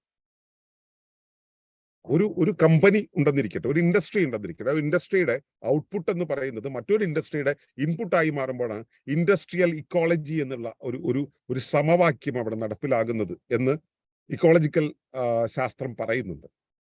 അതുപോലെ എന്റെ ശരീരത്തിന്റെ ഓരോ അവയവങ്ങളും അവ പുറപ്പെടുവിക്കുന്ന സെക്രീഷൻസ് മറ്റൊരു ഭാഗത്ത് അത് സ്വീകരിക്കപ്പെടുമ്പോഴാണ് എന്റെ ശരീരം ബാലൻസ്ഡ് ആയിട്ട് പോകുന്നത്. ഈ ഒരു ബാലൻസ് തെറ്റുമ്പോഴാണ് രോഗം വരുന്നത് എന്ന് ഒരുപാട് പൗരാണിക ചികിത്സാ ശാസ്ത്രങ്ങൾ കണ്ടെത്തിയിട്ടുണ്ട്, അല്ലെങ്കിൽ അവരത് പറയുന്നുണ്ട്. അപ്പോ നമ്മുടെ ശരീരത്തിന്റെ തുലനത എന്നതുപോലെ പരിസ്ഥിതിക്ക് ഒരു തുലനതയുണ്ട്. അത് നമ്മളും പരിസരവും തമ്മിലുള്ള തിരിച്ചറിവിന്റെ, ബന്ധത്തിന്റെ, പശ്ചാത്തലത്തിന്റെ, നിരീക്ഷണത്തിന്റെ, ആദരവിന്റെ ഒക്കെ ആകത്തുകയാണ്. ഇത് വെറും ഭക്ഷ്യശൃംഖലയിൽ മാത്രം ഒതുങ്ങുന്ന ബന്ധമല്ല.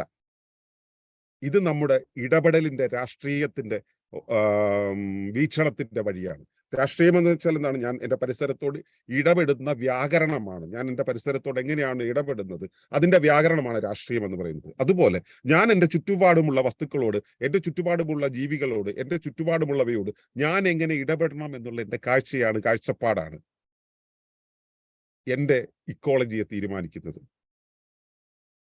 ഇങ്ങനെയുള്ളൊരു ഇക്കോളജിയിൽ ഞാൻ നിൽക്കുന്ന സമയത്ത് അത് എന്നെ എവിടേക്കാണ് ലീഡ് ചെയ്യുന്നത്? എൻ്റെ സുസ്ഥിരതയിലേക്കാണ്. നമ്മളൊന്ന് ആലോചിച്ച് നോക്കൂ. നമ്മൾ ഇന്ന് ജീവിക്കുന്ന ജീവിതത്തിൽ നമ്മളെ എല്ലാ കാര്യങ്ങളെയും തകിടം മറിച്ചുകൊണ്ട്, എല്ലാത്തിൽ നിന്നും വിച്ഛേദിതരായി, അടച്ചിട്ട മുറികളിൽ, അടച്ചിട്ട മനോമണ്ഡലങ്ങളിൽ നമ്മൾ ചെറിയ ഒരു ഉപകരണത്തിന്റെ മുന്നിൽ ഇങ്ങനെ കുത്തിക്കൊണ്ടിരിക്കുമ്പോൾ നമ്മൾ വിച്ഛേദിതരാവുകയാണ്. നമുക്ക് മൂല്യങ്ങളെക്കുറിച്ച് അറിയുന്നില്ല, നമുക്ക് ചുറ്റുപാടുമുള്ളവയുമായിട്ടുള്ള പരസ്പര ബന്ധത്തെ അറിയുന്നില്ല. ഈ ബന്ധങ്ങൾ ആവശ്യമേ ഇല്ല എന്ന രൂപത്തിലാണ് ബ്രേക്ക് ദ ചെയിൻ എന്ന ഫോർമുലയിലൂടെ ഡിവൈഡ് ആൻഡ് റൂൾ പോളിസി അവർ നമ്മളെ പഠിപ്പിച്ച് മനസ്സിലാക്കി ഈ കഴിഞ്ഞ 150-200 കൊല്ലമായിട്ട് നടത്തിക്കൊണ്ടുപോകുന്നത്. ഈ കഴിഞ്ഞ 1-2 വർഷങ്ങൾക്ക് മുമ്പ് നമ്മൾ അതിലേക്ക് നമ്മളെ പൂർണ്ണമായിട്ടും പാകപ്പെടുത്തി എടുക്കുന്ന രൂപത്തിലേക്കാണ് അവർ അത് കൊണ്ടുപോയത്. ഇക്കോളജിയെ നമ്മൾ മനസ്സിലാക്കുമ്പോൾ നമ്മൾ അറിയേണ്ടത് നമ്മൾ മുന്നിലുള്ള ഓരോന്നിലും നമ്മെ ദർശിക്കുക എന്നുള്ളതാണ്. എന്നെ നിങ്ങളിൽ ദർശിക്കാൻ കഴിയുമ്പോഴാണ് എനിക്ക് ഇക്കോളജിയുടെ പാർട്ടായിരിക്കാൻ കഴിയുക. എന്റെ കൈയുടെ ഒരു വിരൽ മറ്റേ വിരലിനെ നോക്കി നീ എന്ന് വിളിക്കുന്നത് പോലെ, മറ്റേ വിരൽ ഈ വിരലിനെ നോക്കി നീ എന്ന് വിളിക്കുന്നത് പോലെ, എന്നാൽ ഇവയെ രണ്ടിനെയും നോക്കി എനിക്ക് ഞാൻ എന്ന് പറയാൻ കഴിയുന്നത് പോലെയാണ് ഇക്കോളജിയുടെ ഒരു അവസ്ഥ. ഞാൻ നിങ്ങളെ നോക്കി നീ എന്ന് പറയും, നിങ്ങൾ എന്നെ നോക്കിയിട്ട് നീ എന്ന് പറയും. പക്ഷെ നമ്മളെ രണ്ടുപേരെയും നോക്കി പ്രകൃതി പറയും ഞാനെന്ന്. എങ്കിൽ നിങ്ങൾ പ്രകൃതിയുടെ ഭാഗമായിരിക്കുമ്പോൾ, നിങ്ങൾ പ്രകൃതിയുടെ ഭാഗം മാത്രമായിരിക്കുമ്പോൾ, അതിനും അപ്പുറത്തേക്ക് ഒന്നും ആകാൻ കഴിയാതിരിക്കുമ്പോൾ, നമ്മൾ പ്രകൃതിയാകുന്നു, പ്രകൃതി മാത്രമാകുന്നു, വിച്ഛേദിതരാകാതിരിക്കുന്നു. ഈ ഒരു അവസ്ഥയിൽ മാത്രമേ സുസ്ഥിരത, നിലനിൽപ്പ് എന്നത് സാധ്യമാവുകയുള്ളൂ. ഇല്ലെങ്കിൽ ജീർണിച്ച ശരീരത്തിന്റെ അവസ്ഥ എന്താണ്? കോശങ്ങൾ തമ്മിലുള്ള ഘടനാ സമഗ്രത, സ്ട്രക്ചറൽ ഇന്റഗ്രിറ്റി നഷ്ടപ്പെട്ട ഒരു ശരീരത്തിന്റെ അവസ്ഥ എന്താണ്? ധനഞ്ജൻ എന്ന പ്രാണന്റെ ഇടപെടൽ നഷ്ടപ്പെട്ടു പോകുന്നതോടുകൂടി ഒരു ശരീരം ജീർണിച്ച് ഒന്നുമല്ലാതെ ശിഥിലമായി പോകും. ഈ പരസ്പര ബന്ധമുണ്ടല്ലോ, ശരീരകോശങ്ങൾ തമ്മിലുള്ള പരസ്പര ബന്ധം, സ്ട്രക്ചറൽ ഇന്റഗ്രിറ്റി എന്ന് പറയുന്നത്. അതുപോലെ മനുഷ്യകുലത്തിലെ ഘടകങ്ങളെല്ലാം തമ്മിൽ ഒരു പാരസ്പര്യമുണ്ട്. മനുഷ്യകുലത്തിലെ ഓരോന്നും തമ്മിലുള്ള പാരസ്പര്യം, ജീവകുലത്തിലെ ഓരോരുത്തരും തമ്മിലുള്ള പാരസ്പര്യം, ഇവിടെയുള്ള സർവ്വചരാചരങ്ങളും ചരങ്ങളും അചരങ്ങളും തമ്മിലുള്ള പാരസ്പര്യം, ഈ പാരസ്പര്യത്തിലൂടെയാണ് പ്രകൃതി എന്നുള്ള മഹാസംവിധാനം, ഈ മഹാഗർഭപാത്രം നിലകൊള്ളുന്നത്.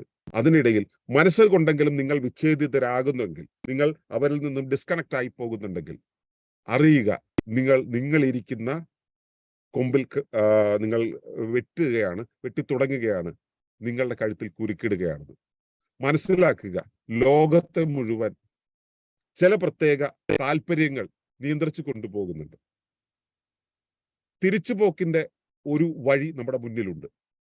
നേരത്തെ മിഥുൻ പറഞ്ഞതുപോലെ നമ്മൾ സമ്പൂർണ്ണ സ്വാശ്രയത്വത്തിലേക്ക് പോവുക, നമ്മുടെ ഭക്ഷണം നമ്മൾ ഉണ്ടാക്കുക, നമ്മുടേതായിട്ടുള്ള പ്ലാറ്റ്ഫോം ഒരുക്കുക എന്നുള്ളത്.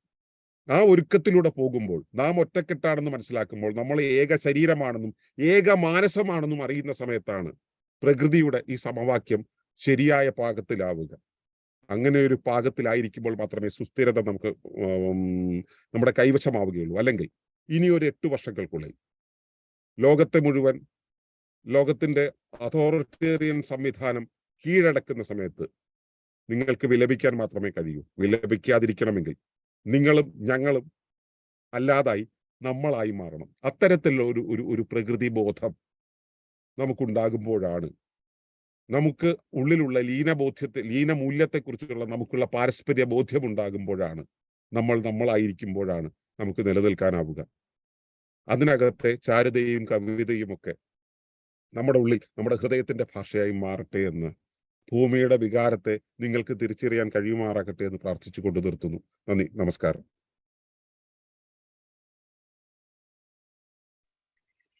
Thank you. നന്ദി സന്തോഷ് സാർ. അദ്ദേഹം വളരെ നേരത്തെ നിർത്തിയെങ്കിലും നമുക്ക് ചോദ്യങ്ങളിലൂടെ ഈ പ്രോഗ്രാം മുന്നോട്ട് പോകണമെന്നാണ് ആഗ്രഹിക്കുന്നത്. വളരെ ആഴത്തിൽ സംസാരിക്കുന്ന ഈ ടോപ്പിക്കുമായി ബന്ധപ്പെട്ട് സമഗ്രാരോഗ്യത്തിൽ എന്താണ് പ്രകൃതി ബോധം എന്നുള്ളത് ഇനി നിങ്ങൾക്ക് മനസ്സിലാകാനും അല്ലെങ്കിൽ ചർച്ചയ്ക്ക് വിധേയമാകാനും താല്പര്യമുള്ളവർ മുന്നോട്ട് വരിക, സംസാരിക്കുക, നിങ്ങളുടെ കൺസേൺസ് റേസ് ചെയ്യുക. അതിന് മുന്നേ ആയിട്ട് ഒരു കാര്യം കൂടെ പറയാണ്.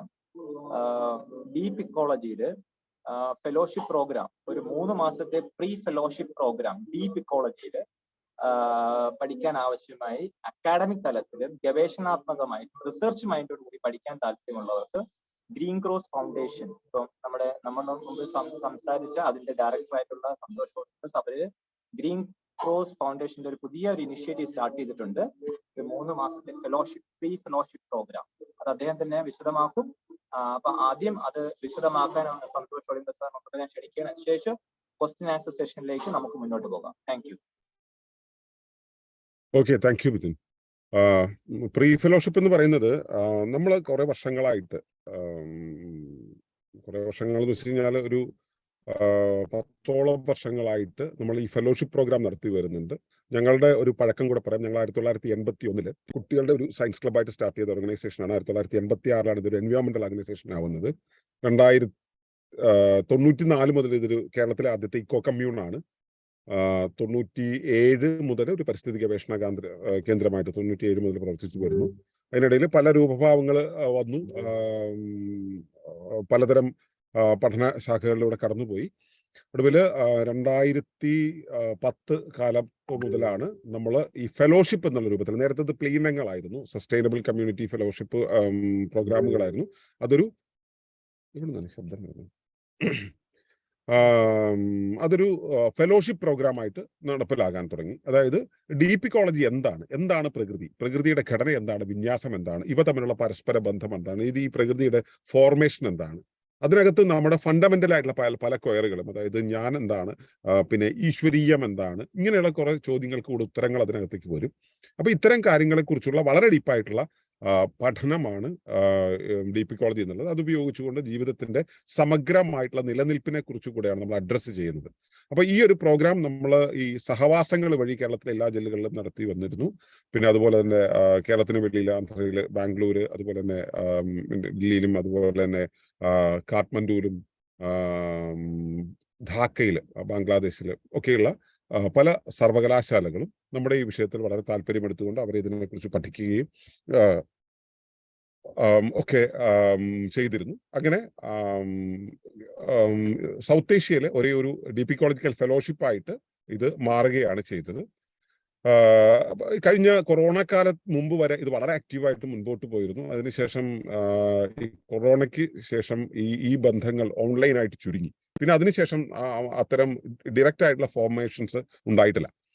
അപ്പോൾ അത് റീ ഓർഗനൈസ് ചെയ്ത് വരുന്നതിന്റെ ഭാഗമായിട്ട് ഇതിനകത്തേക്ക് കുറച്ചുകൂടെ ഫാക്കൽറ്റീസിനെയൊക്കെ കണ്ടെത്താനും റിസർച്ച് ഓറിയന്റഡ് ആയിട്ട് പഠനാത്മകമായിട്ട് ഇതിനകത്തേക്ക് വരാൻ താല്പര്യമുള്ളവർക്ക് വേണ്ടിയിട്ടാണ് നമ്മളൊരു 3 മാസത്തെ പ്രീ ഫെലോഷിപ്പ് പ്രോഗ്രാം നടത്തുന്നത്. 12 ഓൺലൈൻ സെഷൻസ് ആണ് ഉണ്ടാവുക. അതിനുശേഷം ഈ സെഷനിൽ പങ്കെടുക്കുന്ന ആളുകൾ ഓരോ പ്രാവശ്യത്തെ സെഷൻ കഴിയുമ്പോഴും അതിൽ നിന്ന് കിട്ടുന്ന കാര്യങ്ങളെല്ലാം ചേർത്ത് വെച്ച് അവരുടേതായിട്ടുള്ള പഠനങ്ങൾ കൂടെ നടത്തിയിട്ട് അവരൊരു ഡിസർട്ടേഷൻ പ്രിപ്പയർ ചെയ്തിട്ട് ഒളിമ്പസ് ഫാക്കൽറ്റിയുടെ മുന്നിൽ പ്രസന്റ് ചെയ്യണം. അതിനൊരു വൈവ ഉണ്ടാവും. അതിനുശേഷം നമ്മൾ അതിനൊരു സർട്ടിഫിക്കേഷൻ കൊടുക്കും. അങ്ങനെയുള്ളവരാണ് ഇനി ഫെലോഷിപ്പിലേക്ക് നമ്മൾ പങ്കെടുപ്പിക്കുക. ഫെലോഷിപ്പിന്റെ ഭാഗമായിട്ട് നമ്മൾ പലതരം വിഷയങ്ങൾ, സസ്റ്റൈനബിലിറ്റിയുമായിട്ട് ബന്ധപ്പെട്ടിട്ടുള്ള ഒട്ടേറെ വിഷയങ്ങൾ, ഉദാഹരണത്തിന് DP college, eco spirituality, eco psychology, permaculture, പിന്നെ സസ്റ്റൈനബിളി റിലയന്റ് ഹോംസ്, അതുപോലെ തന്നെ ഗ്രീൻ സ്കൂളിംഗ്, ഇങ്ങനെയുള്ള കുറേയേറെ വിഷയങ്ങളിലൂടെ നമ്മൾ കടന്നു പോകുന്നുണ്ട്. അതുപോലെ തന്നെ ഇക്കോജെനിസിസ്, എങ്ങനെയാണ് പ്രപഞ്ച രൂപീകരണത്തെ കുറിച്ചുള്ള കാര്യങ്ങളാണ് ഇക്കോജെനിസിസ് പറയുന്നത്. ജെനസിസ് സ്പൈറൽ പോലുള്ള ഈ ബോധത്തിൽ നിന്നും പ്രപഞ്ചം വരെ ഉണ്ടാകുന്നതിന്റെ ഒരു വിശദീകരണം, അങ്ങനെയുള്ള കാര്യങ്ങളൊക്കെയാണ്. ഇങ്ങനെയുള്ള കുറെ കാര്യങ്ങൾ കൂടെയാണ് നമ്മൾ അതിന്റെ സൈദ്ധാന്തികമായിട്ട് പോകുന്നതെങ്കിൽ ഇതിനെ ഇക്കോളജിക്കൽ സസ്റ്റൈനബിലിറ്റി ഉള്ള കമ്മ്യൂണിറ്റീസ് എങ്ങനെ ഉണ്ടാക്കാം എന്നുള്ള കാര്യങ്ങളാണ് നമ്മൾ പ്രായോഗികമായിട്ട് നടപ്പിലാക്കുന്നത്. അതിനുവേണ്ടി റെഗുലർ ആയിട്ട് എല്ലാ മാസവും 3 ദിവസം ഒത്തുകൂടുന്ന ഒരു പ്രോഗ്രാം കൂടെയാണ് ഈ ഫെലോഷിപ്പ് പ്രോഗ്രാം എന്ന് പറയുന്നത്. അപ്പൊ അതിലേക്കുള്ള ഒരു മുന്നൊരുക്കം എന്നുള്ള രൂപത്തിലാണ് ഈ പഠന പരിപാടി നടത്തുന്നത്. അത് റിസർച്ച് സ്കോളേഴ്സിന്, അത് ഒരു അധ്യാപകര്, ഡോക്ടേഴ്സ്, ഇങ്ങനെയുള്ള ആളുകൾക്ക് അവരുടെ കരിയറിൽ അല്ലെങ്കിൽ അവരുടെ അക്കാഡമിക് പെർഫോമൻസിൽ ഉള്ള ഒരു സപ്പോർട്ട് എന്നുള്ള രൂപത്തിൽ നമ്മളിതിനെ സപ്പോർട്ട് ചെയ്യും. പിന്നെ അവരുടെ സബ്മിറ്റ് ചെയ്ത പേപ്പർ നമ്മുടെ വെബ്സൈറ്റിൽ നമ്മൾ പബ്ലിഷ് ചെയ്യും. ഇതാണ് പ്രീ ഫെലോഷിപ്പിനെ കുറിച്ച് എനിക്ക് പറയാനുള്ളത്. കൂടുതൽ അറിയണമെങ്കിൽ മിഥുൻ ഈ ഞങ്ങളുടെ ആ ഒരു നിയർ ട്രൈബ് കമ്മ്യൂണിറ്റിയുടെ ഭാഗമാണ്. അതുകൊണ്ട് തന്നെ മിഥുൻ, അതുപോലെ തന്നെ ഇപ്പോൾ ഡോക്ടർ ഇക്ബാൽ ഉണ്ട് ഇവിടെ, അതുപോലെ ഉള്ള നിങ്ങൾ ഇവിടെ ഈ പ്ലാറ്റ്ഫോമിൽ ആരൊക്കെയാണ് ഉള്ളതെന്ന് എനിക്കറിയില്ല, പലരും ഉണ്ട്. അപ്പോൾ അവരൊക്കെ ആയിട്ട് കോൺടാക്ട് ചെയ്താൽ നിങ്ങൾക്ക് ഇതിനെക്കുറിച്ച് ഡീറ്റെയിൽസ് അറിയാൻ കഴിയും. ഇത്രയാണ് മിഥുൻ പറയാനുള്ളത്. Okay, thank U. ഇനി ഒരു അറിയിപ്പ് കൂടി ഞാൻ നിങ്ങളെ അറിയിക്കുകയാണ്. അത് കഴിഞ്ഞിട്ട് ക്വസ്റ്റ്യൻ ആൻസർ സെഷനിലേക്ക് പോകാം. ബാക്ക് ടു ഹാർമണിയുടെ മറ്റൊരു ഇനിഷ്യേറ്റീവ് ആണ് 1 year professional diploma in acupuncture therapy എന്ന് പറഞ്ഞിട്ട് ഒരു കോഴ്സ് ലോഞ്ച് ചെയ്തിട്ടുണ്ട്.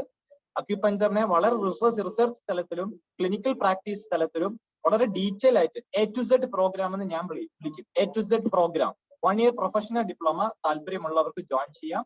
എന്റെ നമ്പർ എന്റെ ചാറ്റ് ബോക്സിൽ എന്റെ പേരിന് നേരെ തന്നെ എന്റെ നമ്പർ ഉണ്ട്. അപ്പൊ ആ പ്രോഗ്രാമിന് താല്പര്യമുള്ളവർക്ക് അതിൽ വരാം. ഈ ഫെലോഷിപ്പ് പ്രോഗ്രാമുമായി ബന്ധപ്പെട്ടും താല്പര്യമുള്ളവർക്ക് അതിൽ കോൺടാക്ട് ചെയ്തിട്ട് നിങ്ങൾക്ക് മുന്നോട്ട് വരാം.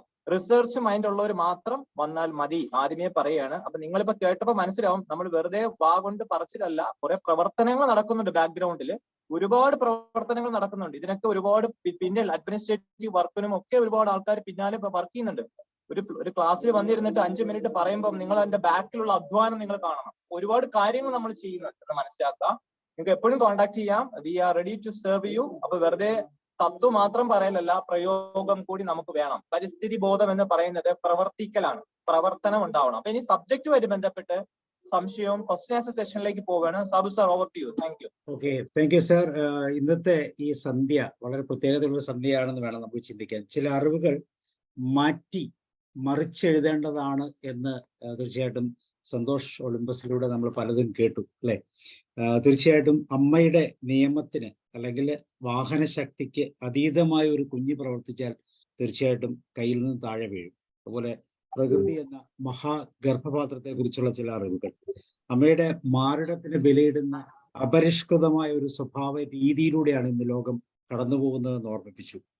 കോശത്തിന്റെ അസുഖത്തിന് അത് അതിജീവിക്കാൻ കഴിവുണ്ടെങ്കിൽ തീർച്ചയായിട്ടും പ്രകൃതിക്കും അതുപോലെ ഒരു ഹീലിംഗ് പവർ ഉണ്ട് എന്ന് നമ്മൾ ഓർക്കണമെന്ന് ഓർമ്മിപ്പിച്ചു.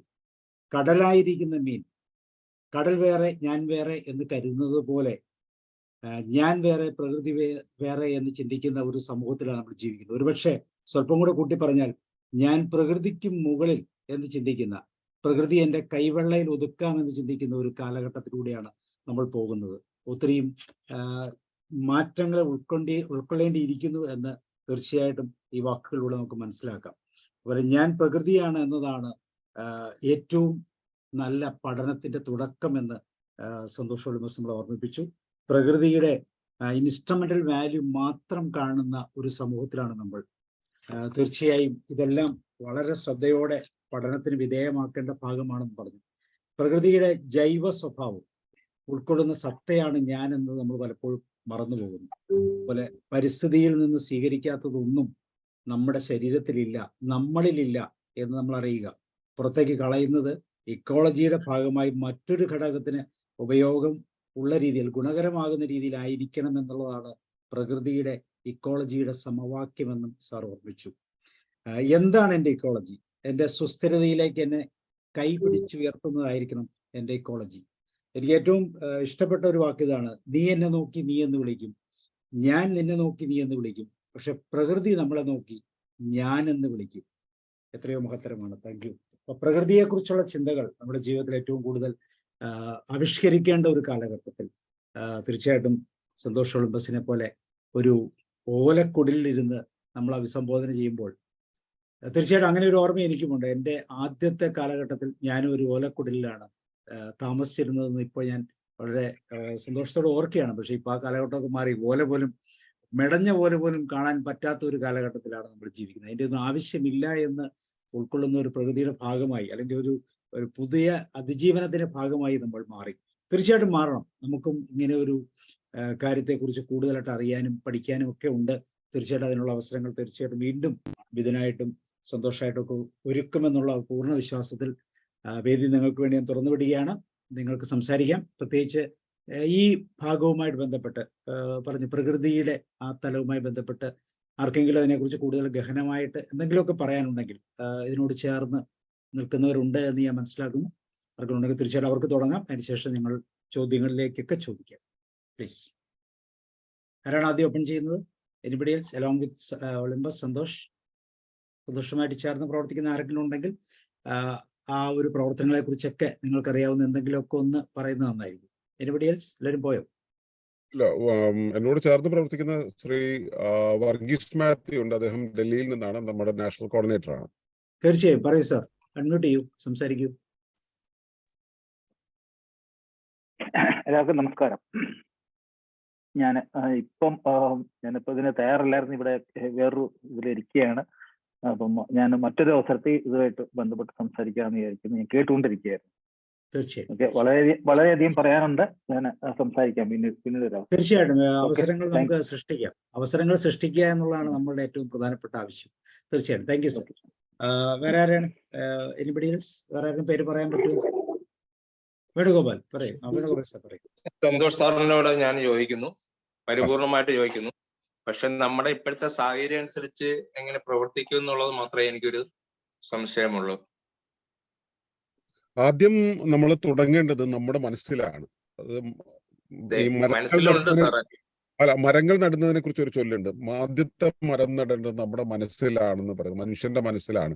അപ്പോ അത് നമ്മൾ ആ ഇൻസ്ട്രുമെന്റൽ വാല്യൂ എന്നുള്ളതെല്ലാം ഇൻട്രൻസിക് വാല്യൂവിനെ കാണാനുള്ള ഒരു യാത്രയുണ്ടല്ലോ. ആ യാത്ര ഒരു പഠനമായിട്ട് തുടങ്ങുക. അത് നമ്മളെ നിരീക്ഷിച്ചുകൊണ്ട് തുടങ്ങിയാൽ മതി. ഞാനെന്ന പ്രകൃതിയെ അറിഞ്ഞുകൊണ്ട് തുടങ്ങിയാൽ മതി.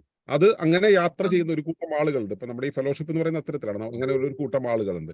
അതിനോട് കൈ ചേർത്ത് വെച്ചുകൊണ്ട്, അതിപ്പോ ഞങ്ങളോടൊപ്പം തന്നെ ആകണമെന്നില്ല. നിങ്ങൾക്ക് അത്തരത്തിലുള്ള ഒരു കൂട്ടായ്മ ഉണ്ടെങ്കിൽ ആ കൂട്ടായ്മയിൽ എല്ലാവരും കൂടെ ഇതിന് മുൻപേ നടന്നവരുടെ കൈ പിടിച്ച് അതിന്റെ പുറകെ നടക്കുക. കേരളത്തിലെ പരിസ്ഥിതി രംഗത്തുള്ള ഒരു വലിയ പ്രശ്നം എന്ന് വെച്ചാൽ രണ്ടുപേരെ ഒരു വണ്ടി കെട്ടാൻ പറ്റില്ല. ഈഗോയുടെ ഒരു പ്രശ്നമുണ്ട്. ഈ സാധനം എടുത്ത് ദൂരത്ത് കളയണം. കാരണം നമ്മൾ ഈ ടൈറ്റാനിക് എന്നുള്ള സിനിമയിൽ ആ കപ്പൽ മുങ്ങുന്ന സമയത്ത് നായകനും വില്ലനും കൂടെ മറ്റേ കാമുകിയുടെ പേരിൽ അടിയാ. ഇതാണ് നമ്മുടെ ഒരു അവസ്ഥ. ശരിക്കും മുങ്ങിക്കൊണ്ടിരിക്കുന്ന കപ്പലാണ് ഇപ്പൊ ഇത് മുങ്ങുന്ന സമയത്ത് നമുക്ക് പരസ്പരം അടിക്കാതെ ഒരുമിച്ച് പോകാൻ പറ്റുന്ന ഒരു ഭാവത്തിലേക്ക് പോകണം. അതുകൊണ്ടാണ് ഇതിനൊരു ആത്മീയ മുഖമുണ്ടെന്ന് പറയുന്നത്. ആ മുഖത്തിലേക്ക് തിരിയാൻ ഒന്ന് തയ്യാറാവുക, കൈകോർക്കുക, പഠിക്കുക. പഠനം തുടങ്ങിയിട്ട് പിന്നെ പ്രതിമാസം നമുക്ക് ഞങ്ങളുമായിട്ട് ചേർന്ന് പോകാനാണെങ്കിൽ ഇവിടെ പ്രതിമാസം സഹവാസങ്ങളുണ്ട്. 2 ദിവസത്തെ പരിപാടികളുണ്ട്, 4 ദിവസത്തെ പരിപാടികളുണ്ട്, വോളണ്ടിയറിംഗ് പ്രോഗ്രാം ഉണ്ട്. അപ്പൊ അതിൽ പങ്കെടുത്ത് പതുക്കെ ഇതൊരു 2ാം വീടായി കരുതി ചെയ്തു തുടങ്ങുക. ഇതിൽ നിന്നും കിട്ടുന്ന പാഠങ്ങൾ അവനവന്റെ മനസ്സില്, ശരീരത്തില്, ജീവിതത്തില്, വീട്ടില്, നാട്ടില് പതുക്കെ ഇംപ്ലിമെന്റ് ചെയ്യുക. പിന്നെ ഒരു കാര്യം മനസ്സിലാക്കുക, പരിസ്ഥിതിയെ കുറിച്ച് എല്ലാവർക്കും അറിയാം. ലോകത്ത് സ്കൂളിൽ പോകുന്ന, അക്കാഡമിയെ കുറിച്ച് അറിയുന്ന മുഴുവൻ ആളുകൾക്ക് അറിയാം. ഞാനെന്ന പരിസ്ഥിതിയെ കുറിച്ച് ഇവിടെ ഒരാൾക്കും അറിയില്ല എന്നത് കൂടെ മനസ്സിലാക്കുക. നിങ്ങളിത് പറയാൻ തുടങ്ങിയാൽ ഒരാൾക്കും മനസ്സിലാകില്ല എന്നൊരവസ്ഥ നിങ്ങൾക്ക് ചുറ്റുമുണ്ടാകും. അതിനെ അതിജീവിക്കുക എന്നുള്ളത് ശ്രമകരമായിട്ടുള്ള കാര്യം. ആ ശ്രമകരമായിട്ടുള്ള പണി ഏറ്റെടുക്കാനും കൂടെയുള്ള ധൈര്യം വേണം. സർ, വേണുഗോപാൽ സാർ, ഞാൻ എന്നെ കൂടെ ഒന്ന് കൂട്ടിച്ചേർക്കാം. ഞാനൊരു സ്ക്രീൻ ഇവിടെ ഷെയർ ചെയ്യാം, ഒന്ന് കാണുക. ഞാൻ അതിന് തുടർന്ന് ഞാൻ പറയാം.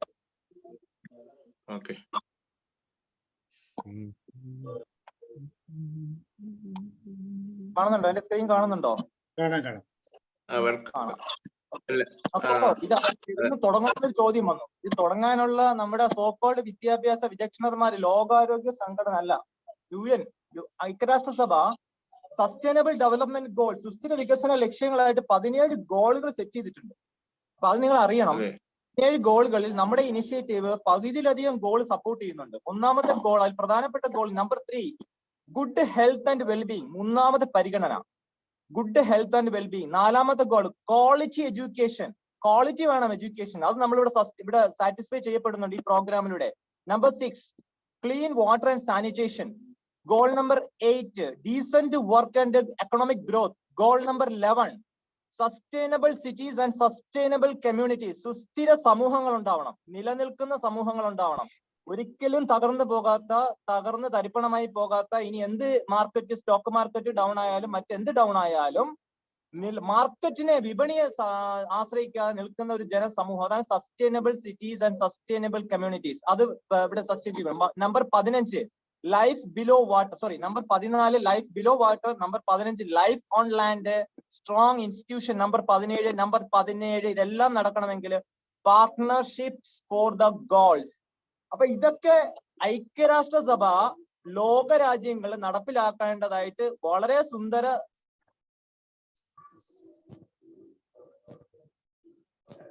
എഴുതി വെക്കുമ്പോ ഇത് എവിടെ നിന്ന് നടപ്പിലാക്കണം എന്നുള്ളത് ഓരോ സമൂഹം, സമൂഹമാണ്, സമൂഹത്തിന് ഒരു ശക്തിയുണ്ട്. ഈ ശക്തി തിരിച്ചറിയാത്ത സമൂഹമായി പോകുമ്പോൾ മാത്രമാണ് നമ്മൾ ഇതിനകത്ത് കൺഫ്യൂഷൻ ആയി പോകുന്നത്. നമ്മൾ എങ്ങനെയാ ചെയ്യേണ്ടത്? കൂടാതെ 169 ടാർഗറ്റുകളും ഉണ്ട്, 17 സുസ്ഥിര വികസന ലക്ഷ്യങ്ങളും ഉണ്ടെന്ന് മനസ്സിലാക്കുക. നിങ്ങൾ ഗൂഗിൾ ചെയ്യുക, SDG സസ്റ്റൈനബിൾ ഡെവലപ്മെന്റ് ഗോൾസ്, 17 ഗോളുകളുണ്ട്. അപ്പൊ അതിലൂടെ അതിനെ സാധൂകരിക്കുന്ന, അതിന് പകുതിയിലധികം ഗോളുകളെ സാധൂകരിക്കുന്ന പ്രോഗ്രാമുകളാണ് ഇപ്പം ഒളിമ്പസിൽ നിന്നായാലും ശരി, എന്റെ ഭാഗത്ത് നിന്നാലും ശരി, ഇങ്ങനത്തെ കമ്മ്യൂണിറ്റി, ഇപ്പൊ സാബു സാറിന്റെ ഭാഗത്ത് നിന്നാലും ശരി, ക്വാളിറ്റി എഡ്യൂക്കേഷൻ ആണ് ഈ പ്ലാറ്റ്ഫോമിലൂടെ പോകുന്നത്, ഡെലിവറി ചെയ്യപ്പെടുന്നത്, വൈബ്രേറ്റ് ചെയ്യപ്പെടുന്നത്. ഈ ഭൂഖണ്ഡത്തിൽ, ഈ പ്രപഞ്ചത്തിലേക്ക് പുറത്തേക്ക് വിടുന്നത് ക്വാളിറ്റി എഡ്യൂക്കേഷൻ ആണ്. ഈ ഒരു ഫോർമൽ എഡ്യൂക്കേഷനിൽ കിട്ടാത്ത അറിവുകളുടെ ഒരു നിലവാരം ഉള്ള, അതിനെ അപ്ലിഫ്റ്റ് ചെയ്യുന്ന ഒരു പ്ലാറ്റ്ഫോമാണിത്. നിങ്ങൾ ഭാഗ്യമുള്ളവരാണ് ഈ പ്ലാറ്റ്ഫോമിൽ ഇരുന്ന് കേൾക്കുന്നവർ. ഇത് കേൾക്കാനും അറിയാനുമുള്ള ഏതോ പ്രകൃതിയുടെ നിയോഗം പോലെ എത്തിച്ചേർന്നവരാണ്. അപ്പൊ അതാണ് എനിക്ക് അതിനോടൊപ്പം കൂട്ടിച്ചേർക്കാനുള്ളത്. എന്താണ് SDG എന്ന് പഠിക്കുക.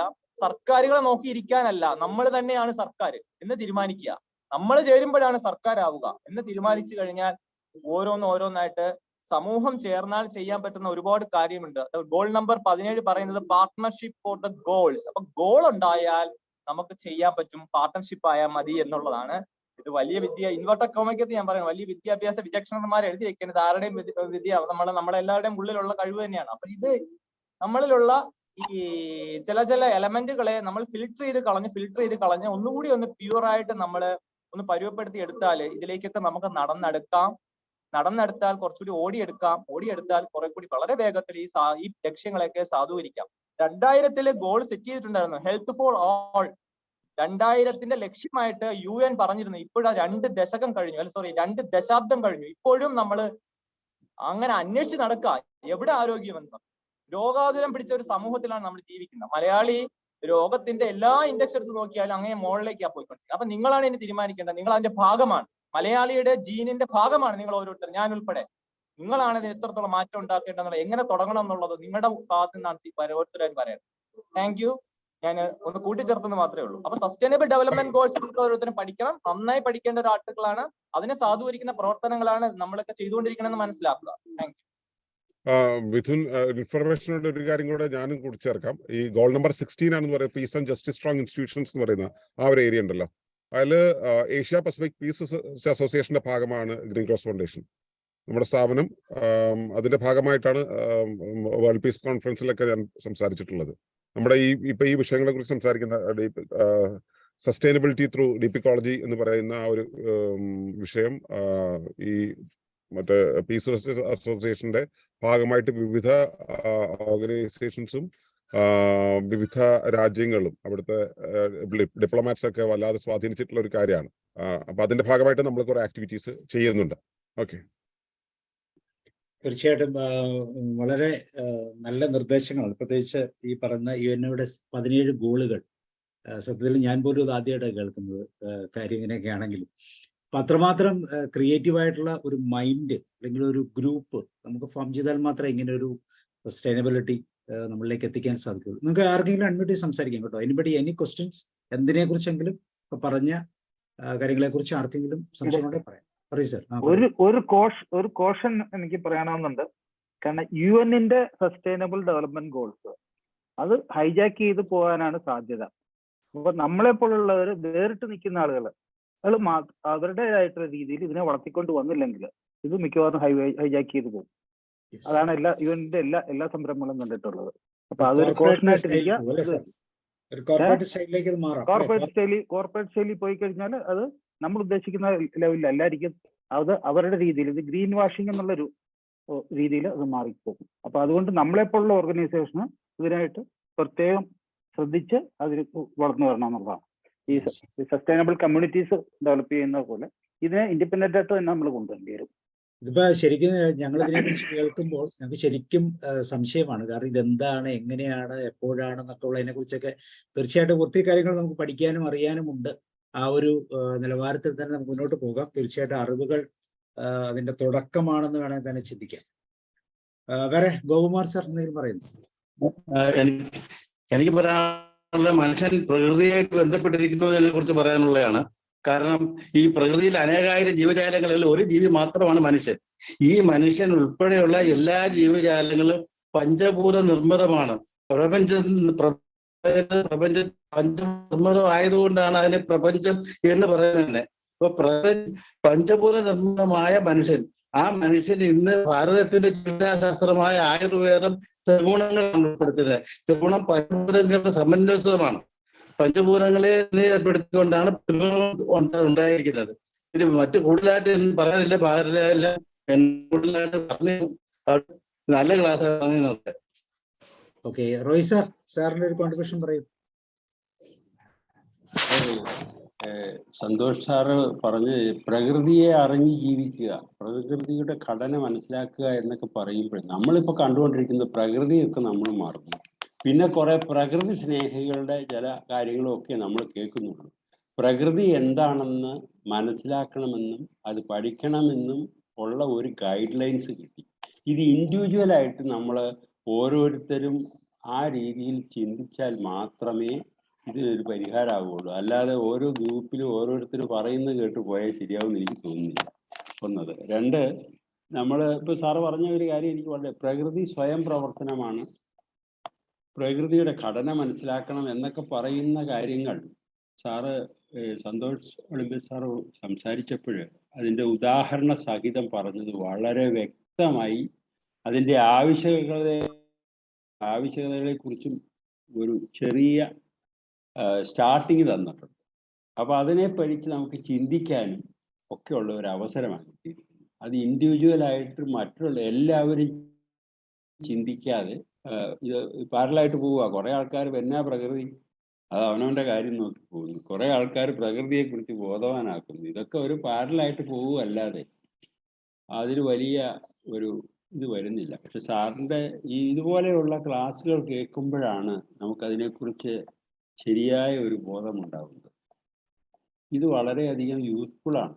അത് ഞാൻ പറഞ്ഞ ചെറുപ്പം മുതലേ ഈ വക കാര്യങ്ങൾക്ക് വേണ്ടതായ പ്രോപ്പർ ഗൈഡൻസ് കൊടുത്താൽ മാത്രമേ പ്രകൃതിയെ മറന്നു. സാർ തന്നെ പറഞ്ഞൊരു കാര്യമുണ്ട്, അമ്മയെ അനാഥ മന്ദിരത്തിലാക്കുന്ന, ഓൾഡ് ഏജ് ഹോമിലാക്കുന്ന ഒരു കാര്യം പറഞ്ഞല്ലോ. അത് തന്നെയാണ് ഇതിൽ കൂടുതൽ ആയിട്ട് കാര്യങ്ങൾ പറഞ്ഞു തരാനില്ല. Thank you sir. വളരെയധികം ഇത് തരുന്ന ഒരു ഭാഗമായിരുന്നു സാറിൻ്റെ ഈ പ്രസന്റേഷൻ. അതും വളരെ സിമ്പിളായിട്ട് ലൈഫ് റിലവൻ്റ് ആയിട്ട് ജീവിതത്തിലെ ചില സ്പർശിക്കുന്ന രീതിയിലാണ്. പ്രകൃതിയെ മറന്നുപോയല്ലോ എന്ന് നമ്മളും പല സമയത്ത് ആലോചിക്കേണ്ട അവസരങ്ങൾ വരുന്നു സാറിന്റെ ക്ലാസ് കേട്ട്. Thank you sir. Santhosh sir, ഒരു ചെറിയ സംശയം ചോദിക്കട്ടെ. ഇപ്പൊ നമ്മൾ ആദ്യമായിട്ട് ഇതിനെക്കുറിച്ച് ഇത്ര ആധികാരികമായിട്ട് കേൾക്കുമ്പോൾ നമുക്കറിയാം, നമുക്ക് പ്രകൃതിയുടെ സാധ്യതകൾ നമ്മുടെ ഇപ്പോഴത്തെ ഈ നഗരങ്ങളിലൊക്കെ കുറവാണ്. പൊതുവെ നമ്മൾ നഗരവുമായിട്ട് ബന്ധപ്പെട്ടാണ് നിൽക്കുന്നത്. എന്താണ് ആദ്യമേ ചെയ്യുന്നത്?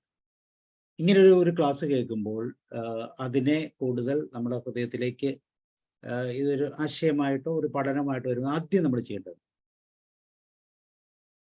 ആദ്യം ചെയ്യേണ്ടത് ഇൻട്രോസ്പെക്ട് ചെയ്യുക, അവനവനെ ഒന്ന് നിരീക്ഷിക്കുക. ഞാൻ എത്ര ശതമാനം ഞാനായിരിക്കുന്നു എന്നുള്ളത്. ഞാൻ എന്നുള്ളത് യഥാർത്ഥത്തിലുള്ള ഞാനാണോ, അതോ മറ്റാരൊക്കെയോ പ്രോഗ്രാം ചെയ്തു വെച്ച ഞാൻ എന്നുള്ള വിശ്വസിക്കപ്പെടുന്ന ഒരു സാധനമാണോ എന്നുള്ളത് ആദ്യം ഒന്ന് പരിശോധിക്കുക. ഞാനായിരിക്കുമ്പോഴാണ് ഞാൻ പ്രകൃതിയാണെന്ന് മനസ്സിലാവുക. ഞാൻ പ്രകൃതിയോട് ചേർന്നിരിക്കുന്നു, പ്രകൃതി തന്നെ ആയിരിക്കുന്നു, പ്രകൃതിയുടെ ഘടകമായിരിക്കുന്നു എന്നത് മനസ്സിലാവുക. ഞാൻ എന്നുള്ള ആ ഒരു അവസ്ഥയെ, ശരിക്കും അങ്ങനെ പറയുമ്പോൾ ഞാനല്ല, നാമാണ്. ആ നാമം എന്നുള്ള ഒരവസ്ഥയിൽ നിന്ന് ഞാൻ എന്നുള്ള അവസ്ഥയിലേക്ക് പരിവർത്തിക്കാൻ ഈ വിദ്യാഭ്യാസം, ഈ സംസ്കാരം, ഈ യുക്തി, ഈ തൊഴിൽ, ഈ വ്യവസായ സംവിധാനം, ഈ പണമിടപാട് സംവിധാനങ്ങളൊക്കെ നമ്മൾ എത്രത്തോളം മാറ്റിമറിച്ചിട്ടുണ്ട്, എൻ്റെ ശീലങ്ങൾ എത്രത്തോളം നമ്മളെ മാറ്റിയിട്ടുണ്ട്, എൻ്റെ കാഴ്ചപ്പാടുകൾ എത്രത്തോളം എന്നെ മാറ്റിയിട്ടുണ്ട്, എൻ്റെ ബന്ധങ്ങൾ, ഞാനും എൻ്റെ ചുറ്റുപാടും, വ്യക്തികളും തമ്മിലുള്ള ബന്ധം, ഞാൻ എൻ്റെ ചുറ്റുപാടും തമ്മിലുള്ള ബന്ധം, ഞാൻ എന്നോട് തന്നെ കാണിക്കുന്ന ആത്മാർത്ഥത, ഇതൊക്കെ എങ്ങനെയാണെന്നൊന്നും ഒരു സ്വയം പരിശോധന നടത്തുന്നത് എപ്പോഴും നന്നായിരിക്കും. ആദ്യം ഈ പരിശോധനയ്ക്ക് ശേഷമാണ് ഞാൻ വഴിതെറ്റിപ്പോയി എന്നുള്ളൊരു തോന്നല്, എനിക്ക് ഒന്ന് ശരിയാകേണ്ടതുണ്ട് എന്നുള്ളൊരു തോന്നല് വന്നു കഴിഞ്ഞാൽ ആ തോന്നല് ശരിയാക്കാനായിട്ട് ശരിയോടടുത്തിരിക്കുന്ന ആളുകൾ ഒത്തുകൂടുന്ന ഇടത്ത് നന്നായി കൂടുക. അതിനെയാണ് സത്സംഗം എന്ന് പറയുക. സത്സംഗത്തിന്റെ ഭാഗമാവുക, നിരന്തരമായിട്ട് ഇത്തരം കാര്യങ്ങൾ കേൾക്കുക, നിരന്തരമായിട്ട് ഇത്തരം അനുഭവങ്ങളിലൂടെ പോകാൻ വേണ്ടി സത്സംഗത്തിന്റെ ഭാഗമാവുക. സത്സംഗത്തിന്റെ ഭാഗമായി കുറച്ച് പോയി കഴിയുമ്പോൾ നമുക്ക് ചിലതൊക്കെ ചെയ്യാൻ തോന്നും. അപ്പോൾ ചിലപ്പോൾ 10 ചായ കുടിക്കുന്നവരാണെങ്കിൽ ചായ കുടി എന്നുള്ളതിന്റെ രാഷ്ട്രീയ, സാംസ്കാരിക, സാമൂഹിക, ആരോഗ്യ, പാരിസ്ഥിതിക പ്രശ്നങ്ങളെ കുറിച്ച് അറിയുമ്പോൾ ഒരു 10 ചായ എന്ന് 9 ചായയാക്കി ചുരുക്കാൻ നമ്മൾ തയ്യാറാകുന്നുണ്ടെങ്കിൽ അപ്പോൾ മുതൽ നമ്മൾ ഈ വഴിയാത്രയിലാണ് എന്ന് പറയാം. അവിടെ മുതൽ ഇങ്ങനെ പതുക്കെ ഒരു പക്ഷെ നമ്മൾ മരിക്കുന്നത് വരെ നമ്മൾക്ക് ഒരു സമ്പൂർണമായിട്ടുള്ള ഒരു അവസ്ഥയിലേക്ക് എത്താൻ പറ്റിയത് വരില്ല. പക്ഷെ അപ്പോഴും നമുക്ക് ആ യാത്രയുടെ ആ ദിശയിലാണ് നമ്മൾ യാത്ര ചെയ്യുന്നത് പറയാം. ഒളിമ്പസിന്റെ കാഴ്ച അനുസരിച്ച് നമ്മൾ നമ്മുടെ വഴിവിട്ട പാതയിൽ നിന്നും ശരിയായിട്ടുള്ള പാതയിലേക്ക് തിരിച്ചു പോകാൻ ഈ ഗ്രാമം, ഞങ്ങളിവിടെ ഉണ്ടാക്കിക്കൊണ്ടിരിക്കുന്ന ഈ ഗ്രാമം അതിന്റെ ഫലപ്രാപ്തിയിൽ എത്തണമെങ്കിൽ 8 തലമുറകൾ കഴിയണമെന്നാണ് പ്രതീക്ഷിക്കുന്നത്. എന്നിട്ടും ഇപ്പോൾ നമ്മളിത് ചെയ്യാൻ തയ്യാറാകുന്നത് വെച്ചാൽ 8 കൊല്ലത്തിനപ്പുറത്തേക്ക് വെളിലോകത്ത് ജീവിക്കാൻ പറ്റില്ല എന്നുള്ളത് കൊണ്ടാണ്. വെളിലോകത്ത് നിങ്ങൾക്ക് ഒന്നും ഉണ്ടാകില്ല, പക്ഷെ നിങ്ങൾ സന്തോഷവാനായിരിക്കും എന്ന് പറയുന്ന അവരുടെ ലോക വ്യാപാര സംഘടനയുടെ മുദ്രാവാക്യം ഉണ്ടല്ലോ. ആ മുദ്രാവാക്യം നടപ്പിലാക്കുന്നതിന്റെ ഭാഗമായിട്ട് എല്ലാം ചുറ്റും ഇങ്ങനെ നടപ്പിലായിക്കൊണ്ടിരിക്കുമ്പോൾ മിക്കവാറും മലയാളികൾക്ക് ഒട്ടും ഇതറിയില്ല. നമുക്ക് ചുറ്റും ഇതിങ്ങനെ വെള്ളം ഇങ്ങനെ പൊങ്ങിക്കൊണ്ടിരിക്കുക എന്നുള്ളത് അറിയുന്നില്ല. വെള്ളം എന്ന് വെച്ചാൽ കടൽ വെള്ളമല്ല, അപകടങ്ങളുടെ, നഷ്ടങ്ങളുടെ ഒരു മാലപ്പടക്കം ചുറ്റും സംഭവിച്ചുകൊണ്ടിരിക്കുന്ന അറിയുന്നേ ഇല്ല. ഇത് മനസ്സിലായ ചിലരെങ്കിലും, നേരത്തെ പറഞ്ഞു കുട്ടികളിൽ ഇത് തുടങ്ങണം എന്നാരാ പറഞ്ഞത്? റോയ് ചേട്ടനാണോ അതോ സാബു ചേട്ടനാണോ പറഞ്ഞത്? അപ്പോ കുട്ടികളിൽ ഇത് തുടങ്ങണമെന്നുണ്ടെങ്കിൽ നമ്മൾ ഗ്രീൻ സ്കൂളിങ്ങിലേക്ക് പോകണം. കുട്ടികളെ ആ ധാരയിലേക്ക് കൊണ്ടുപോകണം. നമ്മളിപ്പോ ഈ ഗ്രീൻ സ്കൂൾ ഫെലോഷിപ്പ് എന്ന് പറഞ്ഞിട്ടൊരു ഒരു പരിപാടി നമ്മളിപ്പോ ഈ മാസം തുടങ്ങുന്നുണ്ട്. അപ്പൊ കഴിഞ്ഞ മാസം ഒക്കെ കുറച്ചു പേര് നമ്മുടെ പ്രോഗ്രാമിന് വന്നിരുന്നു. ഗ്രീൻ സ്കൂളിങ്ങിന് ഉള്ള താല്പര്യമുള്ള ആളുകൾ, ഇവിടെ മുഴുവൻ സമയ സ്കൂളിംഗ് നടപ്പിലാക്കാൻ കഴിയില്ല. എല്ലാവരും മാസത്തിൽ കുറച്ച് ദിവസം കുഞ്ഞുങ്ങളെ പ്രകൃതിയെ അറിയാനും സസ്റ്റൈനബിലിറ്റി അറിയാനും ലളിതമായ ജീവിതത്തെ അറിയാനും പ്രകൃതിയിൽ നിന്നും കിട്ടുന്ന തിരിച്ചറിവുകളിൽ ഉപയോഗിച്ചുകൊണ്ട് സ്വന്തം ശരീരത്തിലും മനസ്സിലും ജീവിതത്തിലും അത് പ്രയോഗിക്കുന്ന കാര്യത്തെക്കുറിച്ചും പരിശീലിക്കാനായിട്ട് മാസത്തിൽ ഒരു 3 ദിവസം 4 ദിവസം മാറ്റിവെക്കുക എന്നുള്ളതാണ് പരിപാടി. അങ്ങനെ പതുക്കെ നമുക്ക് മാറ്റാൻ കഴിയുള്ളൂ. എന്താണെങ്കിലും നമ്മൾ അന്വേഷിക്കേണ്ടി വരും. കാരണം എന്താ പറയുക, നമ്മുടെ തലമുറ ഉണ്ടാകുന്നതിന്റെ ഒരു 5-8 തലമുറകൾക്ക് മുമ്പ് തന്നെ ഇവർ ഈ പണി, വഴിമാറ്റത്തിന്റെ പണി, ഇൻഡസ്ട്രിയൽ സൊസൈറ്റി തുടങ്ങിയ കാലത്ത് തന്നെ തുടങ്ങി വെച്ചിട്ടുണ്ട്. അതുകൊണ്ട് അവരെ ഒന്നും കുറ്റം പറഞ്ഞിട്ടല്ല, നമ്മുടെ പിതാക്കന്മാരെയോ പൂർവ്വപിതാക്കന്മാരെയോ ഒന്നും കുറ്റം പറഞ്ഞിട്ട് കാര്യമില്ല. അവർക്ക് എത്രയും മുമ്പ് ഇവര് വഴിമാറ്റി വെച്ചതാ. ഈ പപ്പടക്കാരൻ പറഞ്ഞ പോലെ, പപ്പടക്കാരനെ പോലീസ് പിടിച്ചപ്പോ മായം ചേർത്തില്ലേന്ന് ചോദിച്ചപ്പോ, അയ്യോ ഞാൻ മായം ചേർത്തില്ല, ഞാൻ പാരമ്പര്യമായിട്ട് ചെയ്യുന്നതേ ചേർക്കാറുള്ളൂ. പാരമ്പര്യമായിട്ട് ഡീസലാണ് ചേർക്കുന്നത്, തലമുറയായിട്ട് ഡീസലാണ് ചേർക്കുന്നത്. അത് പിന്നെ തെറ്റായിട്ട് എങ്ങനെ ഗണിക്കാൻ കഴിയുന്നതാണ് പുള്ളിയുടെ വ്യാഖ്യാനം. ഇതേ അവസ്ഥയാണ് നമ്മുടെ. നമ്മള് ഒരുപാട് തരം ഇപ്പൊ പലതും പറഞ്ഞു കഴിഞ്ഞാൽ ഇവിടെ വെടിമുട്ടുന്ന ഒരവസ്ഥയായിരിക്കും. നമ്മൾ പലതരം ദുശീലങ്ങളെ കുറിച്ച് പറയാറുണ്ട്. ചോറുണ്ണുന്നത് സുശീലമാണെന്ന നമ്മുടെ വിചാരം. അങ്ങനെ ഒരുപാട് കാര്യങ്ങളായിട്ട് എത്രയോ സംസ്കാരങ്ങളുടെ തലമുറകളുടെ ഇത് കഴിഞ്ഞു വന്നിട്ടുള്ള ഒരു അവസ്ഥയിലാണ് നമ്മൾ നിൽക്കുന്നത്. നമ്മൾ എന്നിട്ട് പറയുന്നത് ഇതാണ് ഏറ്റവും ശാന്തമായിട്ടുള്ള അവസ്ഥ. ഇന്ന് നമ്മൾ കോൺക്രീറ്റ് ബിൽഡിംഗ് കെട്ടുമ്പോൾ നമ്മൾ പറയും അതല്ല, ഓടിട്ട വീടാണ് പ്രകൃതി സൗഹാർദ്ദം. ആദ്യമായിട്ട് ഓടിട്ട വീട് കെട്ടുന്ന സമയത്ത് അന്നത്തെ മുത്തശ്ശന്മാര് പറഞ്ഞിട്ടുണ്ട്, എന്ത് വൃത്തികേടാണ് ഈ കാണിക്കുന്നത്, ഓലക്കുടിലല്ലേ ശരിയെന്ന്. ഓലക്കുടിൽ കെട്ടുമ്പോൾ അതിനു മുമ്പുള്ളവർ പറഞ്ഞിട്ടുണ്ടാവും. അപ്പൊ നമ്മൾ ഓരോ ഘട്ടത്തിലും നമ്മൾ വഴിമാറി പോകുന്നുണ്ട്. അതൊക്കെ പോയിട്ടുണ്ട്. പക്ഷെ ഇനി 8 വർഷങ്ങൾ എന്നുള്ളത് ക്രൂഷ്യലാണ്. നമുക്ക് നമ്മുടെ കയ്യിലുള്ള എല്ലാം പോവുകയും ഗ്രിഡ് എന്നുള്ള സംവിധാനം, പൊതുവിതരണ സംവിധാനം തന്നെ കയ്യിൽ നിന്നും പോവുകയും ചെയ്യുന്ന ഒരവസ്ഥ. ഇപ്പൊ തന്നെ അന്തകവിത്തുകളുടെയൊക്കെ മിഥുന്റെ പാഠങ്ങളിൽ അതിനെക്കുറിച്ചുള്ള സൂചനകൾ ഉണ്ടെന്നാണ് എനിക്ക് മനസ്സിലായത്. മിഥുൻ ഈ വക കാര്യങ്ങളെല്ലാം ശരിക്കും സമഗ്രമായി പാക്ക് ചെയ്തിട്ടുണ്ട് ആ പ്രോഗ്രാമിൽ. എനിക്കത് കൗതുകം തോന്നി. അപ്പോ ഈ നമ്മുടെ കയ്യിൽ ഇതെല്ലാം വിട്ടുപോകുന്ന ഒരു അവസ്ഥയിൽ നമ്മൾ എത്തി നിന്നിട്ട് നമുക്കൊന്നും തോന്നില്ല. നമ്മളെല്ലാം വളരെ സേഫാണെന്നുള്ള ധാരണയിലാണ് പോകുന്നത്.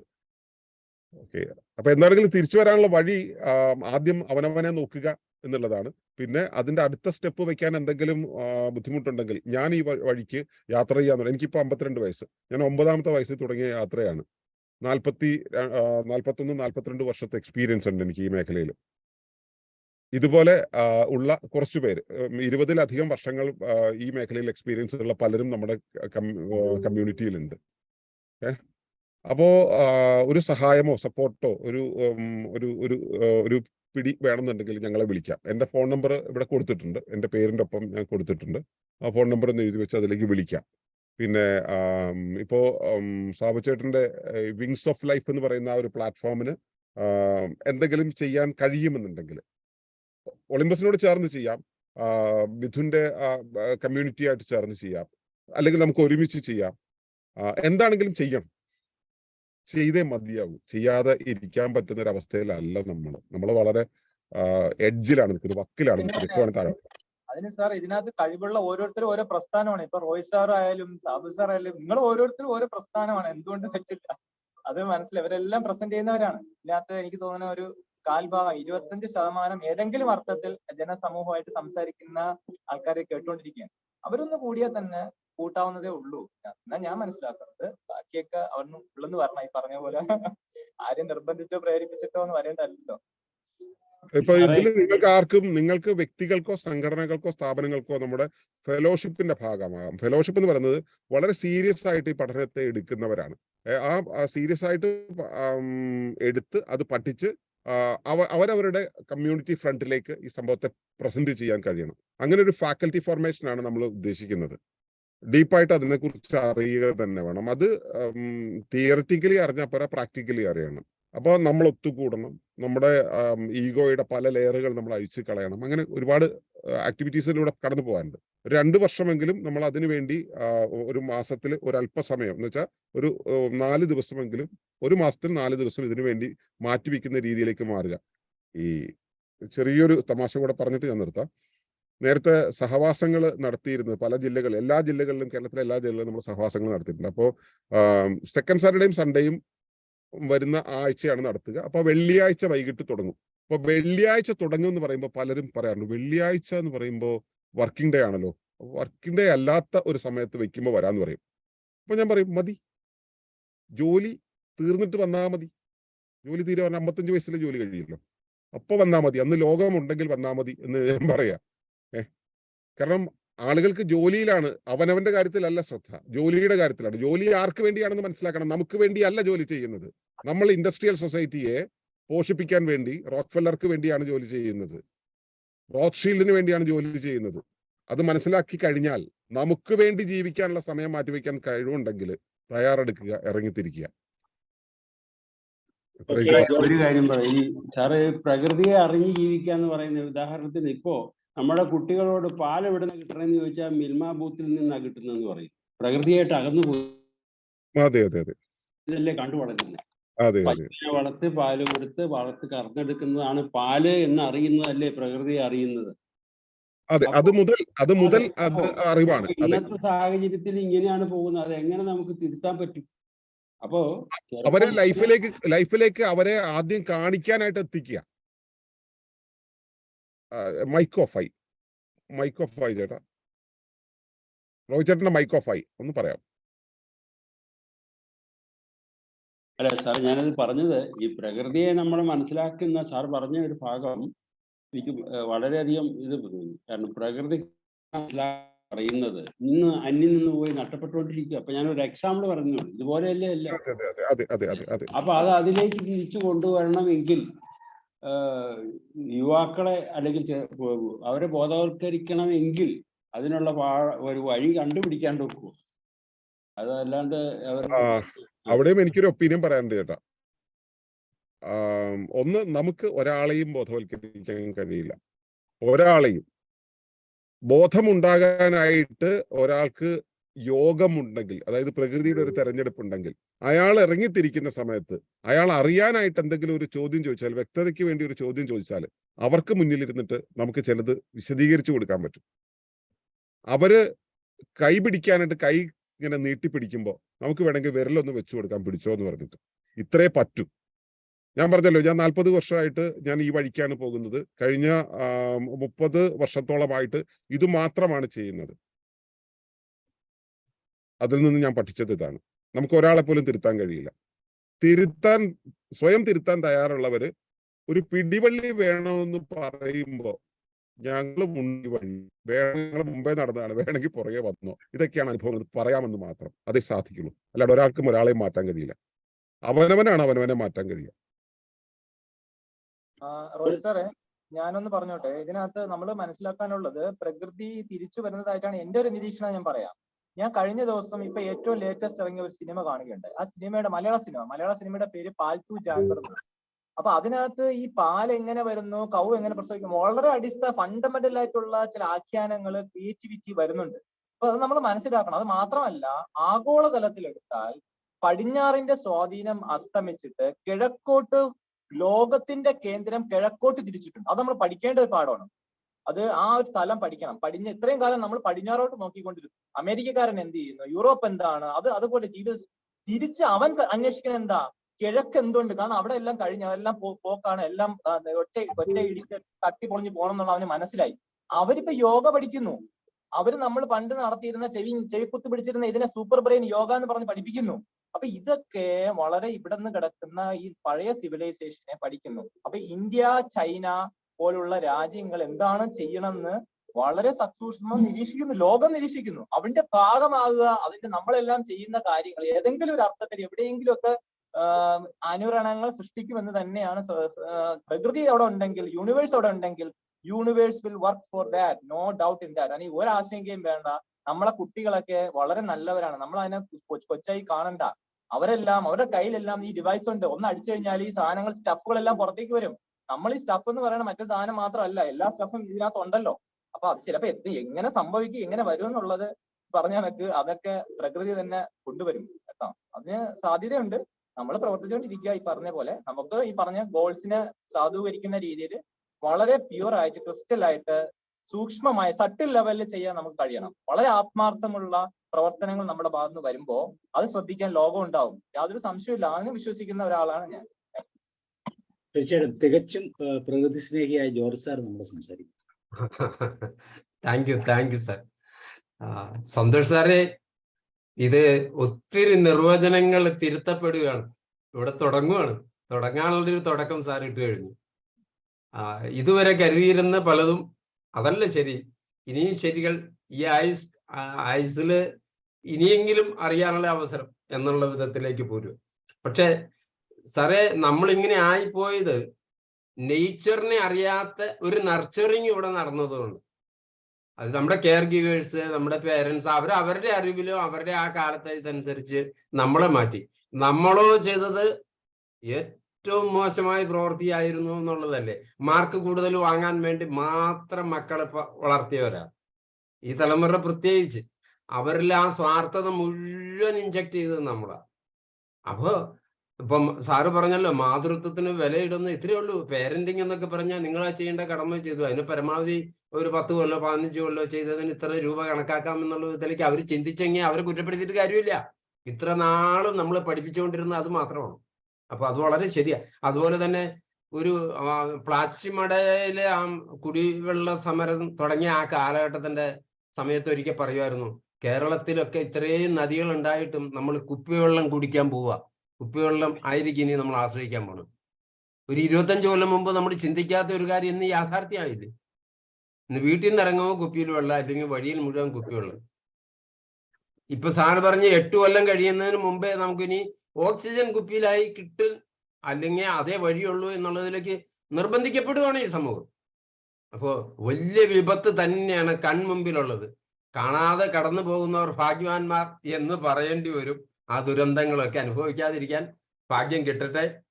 സാധ്യമാകുന്നത് ഈ നിമിഷം മുതൽ ഇത്രയേ ഉള്ളൂ. സാധ്യമാകുന്നത് എനിക്കറിയാം. റിട്ടയർ ചെയ്ത ഹെഡ് മാസ്റ്റർ വരെ പൊതുവഴിയിൽ അയാളുടെ വീടിന്റെ മുൻഭാഗത്ത് കീടനാശിനി തളിച്ച പുല്ലുകളെന്ന് ഞാൻ ഒരിക്കൽ ചോദിച്ചു, എന്റെ മനുഷ്യ, ഇതെന്തോ ക്രൂരതയെ നിങ്ങൾ ചെയ്യുമ്പോൾ നിങ്ങൾ വലിയ മാതൃകയാന്ന് കരുതി ഈ നാട്ടുകാർ മുഴുവൻ ചെയ്യില്ലേ? നിങ്ങളുടെ മക്കളുടെ കുടിക്കുന്ന കിണറ്റിലേക്ക് ഈ സാധനം നാളെ ചെല്ലില്ലേ? എന്തു പറയാനാ, ഇതാ ലോകം. സാറേ, ഏതായാലും ഒത്തിരി ഉൾക്കണ്ണ് തുറക്കുന്ന മെസ്സേജാണ്. സാർ ഇനിയും വരണം, ഇത് തുടരണം. ഈ വേദി സാറിനെ പോലുള്ളവർ വന്ന് പറയും, ഞങ്ങളെ പോലുള്ളവർ കേട്ട് കുറച്ചെങ്കിലും അറിയും. 1% ഫോളോ ചെയ്യാൻ കഴിഞ്ഞാൽ അതൊരു ഭാഗ്യം. Thank you sir, thank you so much. Thank you George sir. വേറെ ആരാണ് അൺമ്യൂട്ട് ചെയ്യുന്നത്? അനിത മാം പറയും. എല്ലാവരും ഇങ്ങനെ നിശബ്ദമായിരിക്കുന്ന ഒരു കമന്റ്സ് പറയും. Okay sir. പറയട്ടെ. ഓലമെടഞ്ഞ വീട്ടിൽ കൃത്രിമ വായുവിന്റെ ആവശ്യമില്ല. അതുപോലെ തന്നെ കൃത്രിമത്വം ഒട്ടത്തിന്റെ നേർവരമ്പ് പോലും ഇല്ലാത്ത സാറിന്റെ മനസ്സിന്റെ അഗാധതയിൽ നിന്നും വന്ന ഒരു വാക്ക് നമ്മൾ ഉൾക്കൊള്ളേണ്ടതുണ്ട്. പിന്നെ അമ്പരചുംബികളായി നിൽക്കുന്ന കോൺക്രീറ്റ് കെട്ടിടങ്ങൾക്ക് പകരം സാർ താമസിക്കുന്ന എവിടെയാണെന്ന് നമ്മൾ ഇന്ന് എല്ലാവരും കണ്ടു. ഈ കൂട്ടായ്മയില് നമുക്ക് എന്തെങ്കിലും നമ്മുടേതായ എന്തെങ്കിലും ഒരു കോൺട്രിബ്യൂഷൻ നടത്തുവാൻ സാധിച്ചിട്ടുണ്ടെങ്കിൽ അത് വളരെ നല്ലതായിരിക്കുമെന്ന ഒരു ചിന്താഗതിയും എനിക്കുണ്ട്. പിന്നെ പണ്ട് പാശ്ചാത്യ നമ്മുടെ കയ്യിൽ നിന്നും ഒരു കുരുമുളക് കൊടി കൊണ്ടുപോയപ്പോൾ ഇവിടെ പറഞ്ഞത്, ആ കുരുമുളക് കൊടിയല്ലേ അവരെടുത്തുള്ളൂ, നമ്മുടെ കാലാവസ്ഥ എടുത്തില്ലല്ലോ എന്ന്. പക്ഷെ നമ്മുടെ കാലാവസ്ഥയും ഇപ്പം തകിടം മറിഞ്ഞാണ് സഞ്ചരിക്കുന്നത് എന്നുള്ളത് എല്ലാവരും ഒന്ന് ഉൾക്കൊള്ളണം എന്നുള്ള ഒരു അപേക്ഷയും കൂടി ഉണ്ട്. ഇപ്പൊ ഇതുപോലെയുള്ള പ്രസ്ഥാനങ്ങൾ വന്നെങ്കിൽ മാത്രമേ നമ്മുടെ പരിസ്ഥിതി സംരക്ഷിക്കപ്പെടുള്ളൂ. അതിന് മുൻകൈ എടുക്കുന്ന സാറന്മാർക്ക് എല്ലാവർക്കും വളരെ നല്ല തീരാത്ത കടപ്പാടുണ്ടായിരിക്കും. അതുപോലെ വളരെ നല്ല അഭിനന്ദനങ്ങളും അറിയിക്കുന്നതാണ്.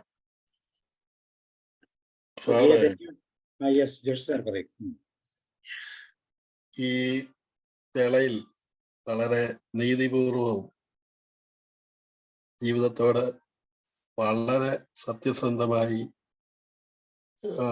നീതി പുലർത്തുകയും ചെയ്യുന്ന സന്തോഷ് സാറിനും മിഥുൻ ഉൾപ്പെടെയുള്ള മറ്റെല്ലാവരോടും ഒരു വാക്ക് നന്ദിയെങ്കിലും പറയേണ്ടത് മര്യാദയുടെ ഭാഗമാണെന്ന് കരുതിക്കൊണ്ടാണ് ഞാൻ ഈ വാക്ക് സംസാരിക്കുന്നത്. തീർച്ചയായിട്ടും നമ്മൾ പലതും പഠിച്ചു എന്ന് വിചാരിക്കുന്നു, പലരെയും പലതും പഠിപ്പിച്ചു എന്നും വിചാരിക്കുന്നു. സാർ പറഞ്ഞ ആ വാക്കിൽ നിന്ന് തിരിച്ചെടുക്കുമ്പോൾ എനിക്ക് എന്നെ പഠിക്കാൻ, ഞാൻ ആരാണെന്ന് പഠിക്കാൻ പറ്റിയില്ല എന്ന് സമ്മതിക്കേണ്ടിയിരിക്കുന്നു. പരിസ്ഥിതിയെന്നും പ്രപഞ്ചമെന്നും ഒക്കെ പറഞ്ഞ് പരിസ്ഥിതി സൗഹാർദ്ദം എന്നൊക്കെ പറയുമ്പോൾ പെട്ടെന്ന് നമ്മൾ പോലും അറിയാതെ ചില വ്യവസായ വമ്പന്മാരാണ് അറിയാതെ കടന്നു വരുന്നത്. ഇപ്പോ വലിയൊരു കുതിച്ചുചാട്ടത്തിലേക്ക് വരികയാണ് ഇലക്ട്രിക് കാറുകൾ, ഇല്ലെങ്കിൽ സോളാർ, അത്തരത്തിലുള്ള സംഗതി. അതൊക്കെ ഉണ്ടാക്കുന്ന കമ്പനികളുടെ ലാഭം മുന്നിൽ കണ്ടുകൊണ്ട് അവര് രംഗത്ത് വന്നിരിക്കുകയാണ്. നമ്മളും അറിയാതെ അത് മാത്രമാണ് പരിസ്ഥിതി എന്നും പരിസ്ഥിതി സൗഹാർദ്ദമെന്നും അറിയാതെ നമ്മളും ഏറ്റുപാടുകയും അത്തരം ഭീമന്മാർക്ക് ഇന്നലെ വിൽക്കാൻ, നാളെ വിൽക്കാൻ പറ്റാതെ വരുന്ന കാറുകൾക്ക് പകരം പുതിയ കാറ് നിർമ്മിക്കാനുള്ള ഇടപാടാക്കി വരുന്നു. മറിച്ച് യഥാർത്ഥത്തിൽ ഞാൻ ആരാണെന്ന് തിരിച്ചറിഞ്ഞുകൊണ്ട് ജീവിതം പഠിപ്പിക്കാനായിട്ട് ശ്രമിക്കുന്ന ഈ യജ്ഞമാണ് യഥാർത്ഥത്തിൽ ശരിയെന്ന് ഈ സെഷനിലൂടെ ബോധിപ്പിക്കാൻ സാധിച്ചു എന്നാണ് എൻ്റെ വിചാരം. ബോധിപ്പിക്കുക എന്ന് പറയുമ്പോൾ ഏതൊക്കെ തലത്തിൽ കൂടിയേറാൻ പറ്റും എന്ന് ഇപ്പോഴും നിശ്ചയമില്ല. എങ്കിലും നന്മയുണ്ടാകട്ടെ. എല്ലാവിധ ഭാവുകങ്ങളും. Okay, thank you sir. Abdul Rasheed sir പറയും.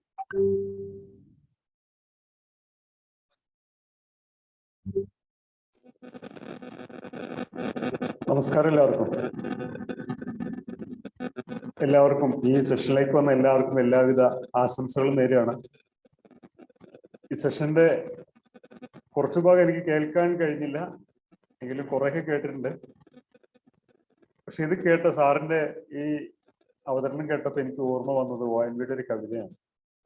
നമുക്ക് എല്ലാവർക്കും അറിയുന്നത് തന്നെയാണ്, ഭൂമിക്കൊരു ചരമഗീതം എന്ന് പറഞ്ഞിട്ട് കേട്ടിട്ടുണ്ടാവും എല്ലാവരും.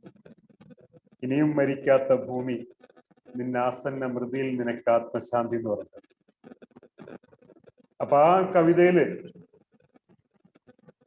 ഈ മനുഷ്യന്റെ ഓരോ ചെയ്തികളെ പറ്റി, നമ്മുടെ ചെയ്തികൾ എത്രത്തോളം അപകടകരമാണ് എന്നതിനെ കുറിച്ചൊക്കെ ശരിക്ക് ഒരു ഉൾക്കാഴ്ച നൽകുന്ന ഒരു കവിതയായിരുന്നു അത്. അപ്പൊ ആ രൂപത്തിലുള്ള ചിന്തകൾ കൂടുതൽ വളർന്നു വരികയും അതിനെ പറ്റിയിട്ട് കൂടുതൽ ഗവേഷണം നടത്തുകയും അപ്പൊ അതിനെ കുറിച്ചൊക്കെയുള്ള ഒരു അവബോധം ജനങ്ങൾക്ക് നൽകണം എന്നൊക്കെയുള്ള ഒരു സന്ദേശമാണ് സാറിന്റെ ഈ അവതരണത്തിലൂടെ നമുക്ക് മനസ്സിലായത്. യഥാർത്ഥത്തില് നമ്മുടെ സകല ധാരണകളെയും പൊളിച്ചെഴുതുന്ന രൂപത്തിലുള്ള ചില തിരിച്ചറിവുകളാണ് ഈ ക്ലാസ്സിൽ നമുക്ക് കിട്ടിയത്. കാരണം നമ്മള് ഈ പ്രകൃതിയെ നോക്കിക്കാണുന്നതൊക്കെ നമ്മുടെ ആവശ്യത്തിന് വേണ്ടി, നമ്മുടെ ചൂഷണത്തിന് വേണ്ടിയിട്ട് ഉള്ള ആ ഒരു രൂപത്തിലാണ്.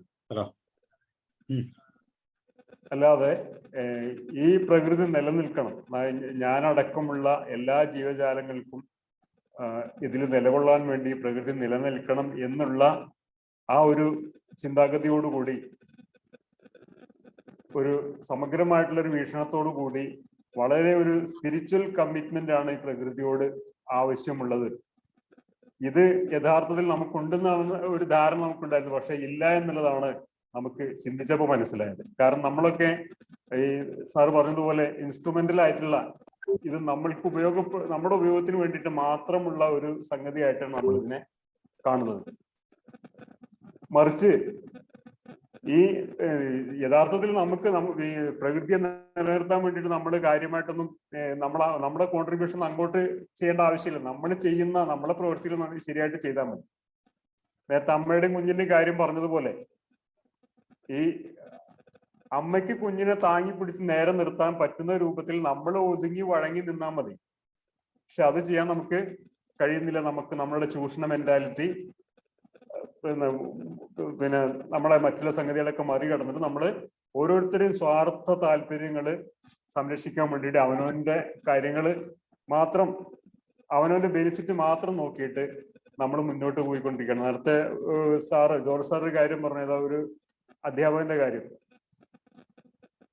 അദ്ദേഹം ഈ കീടനാശിനി ഉപയോഗിച്ച് പിന്നെ അദ്ദേഹത്തിന്റെ വീട്ടിലെ പുല്ലോ എന്തിനോ ഒക്കെ വളരെ മാരകമായിട്ടുള്ള കീടനാശിനി ഉപയോഗിക്കുന്നുണ്ടെന്ന് പറഞ്ഞു. അപ്പൊ ഇത് ഇത്തരത്തില് സമൂഹത്തിൽ സ്ഥാനവും പദവിയും ഉള്ള ആളുകൾ വരെ ഇത്തരത്തിലുള്ള പ്രവൃത്തികൾ ചെയ്യുമ്പോൾ അത് മറ്റുള്ള ആളുകൾ മാതൃകയാക്കും. അതുപോലെ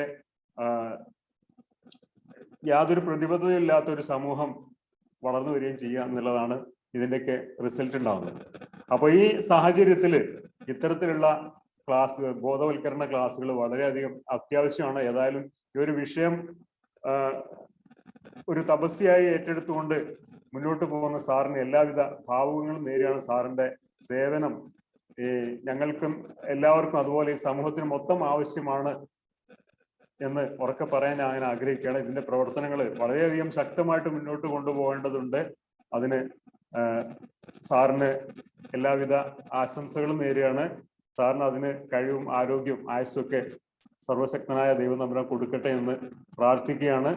സാറിനും മിഥുൻ സാറിനും ഒക്കെ വളരെയധികം ഹൃദയത്തിൽ നിന്നുള്ള നന്ദി രേഖപ്പെടുന്നു. നമസ്കാരം. ഓക്കെ, വേറെ ആർക്കെങ്കിലും സംസാരിക്കാനുണ്ടോ? അല്ലെങ്കിൽ നമുക്ക് അവസാനം ഒരു പാട്ട് കേട്ട് ഇന്നത്തെ ക്ലാസ് വൈൻഡപ്പ് ചെയ്യാം. നാളെ നമുക്ക് കോവിഡ് ഫോബിയ എന്ന് പറഞ്ഞൊരു വിഷയമാണ്, സൈക്കോളജിക്കൽ വിഷയമാണ്. കോവിഡിന്റെ പ്രശ്നങ്ങളെല്ലാം കുറഞ്ഞു എന്ന് നമുക്കറിയാം. എങ്കിലും കോവിഡ് ഉണ്ടാക്കുന്ന ചില പ്രശ്നങ്ങളെ സൈക്കോളജിക്കലായിട്ടൊന്ന് മനസ്സിലാക്കാനുള്ള ഒരു ശ്രമം നമ്മൾ നടത്തുകയാണ്. ഒന്നും ഭയപ്പെടേണ്ടതില്ല. എല്ലാം കൃത്യതയോടെ ഈ പറയുന്ന ഒരു ഹോളിസ്റ്റിക് ഹെൽത്തിന്റെ തലത്തിലൂടെ കണ്ടാൽ പ്രകൃതി തന്നെ നമുക്കെല്ലാം അനുകൂലമാക്കി തരും എന്നുള്ള ഒരു ചിന്ത തന്നെയാണ് ഈ ഒരു ടോപ്പിക്കുമായിട്ട് ബന്ധപ്പെടുന്നത്. നമുക്കൊരു ഒരു വീഡിയോ, ഒരു പാട്ടും കൂടെ കേട്ട് നമുക്ക് കാര്യം പറയാനുണ്ടായിരുന്നു. സാബു ചേട്ടാ, മിഥുൻ, ഹലോ. പറഞ്ഞോളൂ സാർ, പറഞ്ഞോളൂ. ഓക്കെ, ഇഞ്ചക്കാട് ബാലചന്ദ്രൻ ചേട്ടന്റെ കൂടെ സ്റ്റേജിൽ ഈ പാട്ട് പാടിയിട്ടുണ്ട് ഞാൻ പണ്ട്. ഇഞ്ചക്കാട് ബാലചന്ദ്രൻ ചേട്ടന്റെ ആണ് ഈ പാട്ടെന്ന് കേരളത്തിലെ മിക്കവാറും പേർക്ക് അറിയാമെന്ന് തോന്നുന്നു. അപ്പോ ഇതിലുള്ള ഒരു ചെറിയ പ്രശ്നം എന്താന്ന് വെച്ചാല്, ഈ പാട്ടിന്റെ വരികളിലും അതുപോലെ അതിന്റെ ചിത്രീകരണത്തിലും എവിടെയെല്ലാം ഇത് ചിത്രീകരിച്ചിട്ടുണ്ട് അവിടെയെല്ലാം തന്നെ ഇവിടെ വരാൻ പോകുന്ന ദുരന്തങ്ങളെ, നേരത്തെ ബിഥുൻ സംസാരിച്ചപ്പോൾ ദുരന്തങ്ങളെക്കാളും കൂടുതൽ പ്രതീക്ഷകളാണ് ബിഥുൻ അവതരിപ്പിച്ചത്. ദുരന്തങ്ങൾ ഉണ്ട് എന്നുള്ളത് സത്യമാണ് എന്നുള്ളത് കൊണ്ട് നമ്മൾ അതിന്റെ കാര്യങ്ങൾ ഇപ്പോ ജോർജ് ചേട്ടനൊക്കെ ആ കാര്യങ്ങൾ പറഞ്ഞെങ്കിലും നേരത്തെ ഈ സുഗതകുമാരിയുടെ അല്ലെങ്കിൽ ONVയുടെ കവിതയെ കോട്ട് ചെയ്ത് പറഞ്ഞപ്പോഴും ഈ പ്രശ്നങ്ങൾ വരുന്നുണ്ടെന്നുണ്ടെങ്കിലും ഇതിന്റെ ചിത്രീകരണം, ഇതിന്റെ ആവർത്തിച്ചുള്ള പറച്ചിലും ഇതൊരു പാട്ടായി കലയായി ആവർത്തിച്ച് മനസ്സിലേക്ക് കേൾപ്പിക്കുന്ന ഒരു പരിപാടി ഉണ്ടല്ലോ. ഇത് പ്രകൃതിയുടെ മറ്റൊരു നിയമമുണ്ട്, ഇക്കോ സൈക്കോളജി പ്രകാരമുള്ള ഒരു നിയമമുണ്ട്. നമ്മൾ എന്ത് നെഗറ്റീവ് ചെയ്ത് ആവർത്തിച്ച് പറഞ്ഞുകൊണ്ടിരിക്കുന്നത് സംഭവിക്കുന്നുള്ളത്. ഈ പാട്ട് ഒരു ഇൻവിറ്റേഷനാണ്, പ്രകൃതി ദുരന്തങ്ങൾക്ക് വേണ്ടിയുള്ള ഒരു ഇൻവിറ്റേഷനാണ്. അതുകൊണ്ട് എന്റെ റിക്വസ്റ്റ് അദ്ദേഹത്തോടുള്ള, ഇഞ്ചക്കാട് ബാലചന്ദ്രൻ ചേട്ടനോടുള്ള 100% ആദരവ് നിലനിർത്തിക്കൊണ്ട് തന്നെ പറയട്ടെ, ഇത് കഴിവതും ആവർത്തിക്കാതിരിക്കുക. പൊതുവേദികളിൽ ഇത് അവതരിപ്പിക്കാതിരിക്കുന്നതാണ് നല്ലത്. നല്ലൊരു പുതിയ ആഖ്യാനം വരട്ടെ, അങ്ങനെ ഒരു പാട്ട് വരട്ടെ. അപ്പൊ അത് ഓട്ടോമാറ്റിക്കായി വന്നോളൂ. നല്ല അർത്ഥത്തിൽ. തീർച്ചയായിട്ടും നമ്മുടെ സബ് കോൺഷ്യസ് മൈൻഡ്സിലേക്ക് നമ്മൾ കടത്തിവിടുന്ന നെഗറ്റീവ് ആശയങ്ങളെല്ലാം നമ്മുടെ ജീവിതത്തിൽ സംഭവിക്കാൻ സാധ്യത ഉള്ളതാണ്. അതുകൊണ്ട് നമ്മൾ അഫർമേഷൻസ് ഒക്കെ പറയുമ്പോൾ എപ്പോഴും നെഗറ്റിവിറ്റി വരാതെ പറയുന്നു എന്നുള്ളത് തീർച്ചയായിട്ടും സന്തോഷമുള്ള സാർ പറഞ്ഞതിൻ്റെ അകത്ത് ഒരു സത്യമുണ്ട് എന്ന് വേണം ചിന്തിക്കാൻ. നമുക്ക് ഹോപ്പ്ഫുൾ ആയിട്ട് മുന്നോട്ട് പോകാം. Anyway, thank you very much. സന്തോഷിനും അതുപോലെ തന്നെ ബിഥുനും അതുപോലെ ഇന്ന് പങ്കെടുത്ത എല്ലാവർക്കും, പ്രത്യേകിച്ച് വർഗീസ് മാത്യു സാർ, സാറിൻ്റെ ഒരു സ്പീച്ച് ഞങ്ങൾ പ്രതീക്ഷിക്കുന്നുണ്ട്. തീർച്ചയായിട്ടും ഇതിനെക്കുറിച്ച് കൂടുതലുള്ള ചില കാര്യങ്ങളൊക്കെ, നമ്മളിപ്പം നിൽക്കുന്നത് പട്ടണത്തിലാണ്. പട്ടണത്തിൽ ഈ ഒരു പ്രൊസീജിയറിലേക്ക് പോകാൻ പറ്റത്തില്ല എന്ന് നമുക്കറിയാം. അപ്പം അതുകൊണ്ട് തന്നെ പട്ടണത്തിൽ നിന്ന് ചേക്കേറാനുള്ള തലങ്ങൾ, എന്തുകൊണ്ട്, എങ്ങനെ ഇത് സാധ്യമാണ്, ഇങ്ങനെയുള്ള ഒത്തിരി വിഷയങ്ങളെ കുറിച്ചൊക്കെ നമ്മൾ പല പ്രാവശ്യം കേട്ട് കഴിയുമ്പോൾ അതിനെക്കുറിച്ചൊക്കെ ഉള്ള ഒരു ആഗ്രഹം മനസ്സിൽ ഉദിച്ചു വരും. അപ്പൊ അതിനുള്ള ഒരു ആർട്ടിക്കിൾ ഞാൻ എഴുതിയിട്ടുണ്ട്. അദ്ദേഹത്തിന് ഡീറ്റെയിൽ ആയിട്ടുള്ള ആർട്ടിക്കിൾ അദ്ദേഹത്തിന്റെ ഉണ്ട്, വളരെ ഡീറ്റെയിൽ ആയിട്ടുള്ള ആർട്ടിക്കിൾ അദ്ദേഹത്തിന്റെ ഉണ്ട്. ആദ്യം നമുക്കത് വായിൽ നിന്ന് കേൾക്കാനുള്ള ഒരു അവസരം ഉണ്ടാക്കുക. അതിനുശേഷം തീർച്ചയായിട്ടും ഞങ്ങളത് വായിക്കുന്നതായിരിക്കും. അപ്പോൾ തീർച്ചയായും അങ്ങനെ ഒരു പ്രതീക്ഷയോടെ പ്രതിക്കുന്നു. വിതിൻ, വളരെ സന്തോഷം. Thank you very much. Santhosh ഒളിമ്പസിനും താങ്ക്സ്. അതുപോലെ ഇന്ന് ചർച്ചയിൽ പങ്കെടുത്ത എല്ലാവർക്കും വളരെ സന്തോഷം. നമ്മളുടെ മുമ്പിൽ വളരെ പ്രതീക്ഷയോടെ മുന്നോട്ട് പോകേണ്ട ഒത്തിരി ചിന്തകളുണ്ട്, അല്ലെങ്കിൽ മാറ്റി എഴുതേണ്ട ഒത്തിരി കാര്യങ്ങളുണ്ട് എന്ന് തീർച്ചയായിട്ടും ഈ സന്ധ്യ ഓർമ്മിപ്പിച്ചു. എല്ലാവർക്കും നന്ദി. നാളെ നമുക്ക് കോഡ് ഫോബിയെ കുറിച്ചും കേൾക്കാം. Thank you. വീണ്ടും ഒരിക്കൽ കൂടി സന്തോഷ് ഒളിമ്പസിനും അതുപോലെ തന്നെ വർഗീസ് സാറും ഒക്കെ വീണ്ടും വരികയും ഇതുപോലുള്ള വിഷയങ്ങൾ പഠിപ്പിക്കുകയും ചെയ്യണമെന്ന്, ഓർമ്മിപ്പിക്കുകയും ചെയ്യണമെന്ന് വളരെ സ്നേഹത്തിൽ പറഞ്ഞുകൊണ്ട്, so thank you. Good night. Thank you sir. Thank you. Good night. Thank you sir.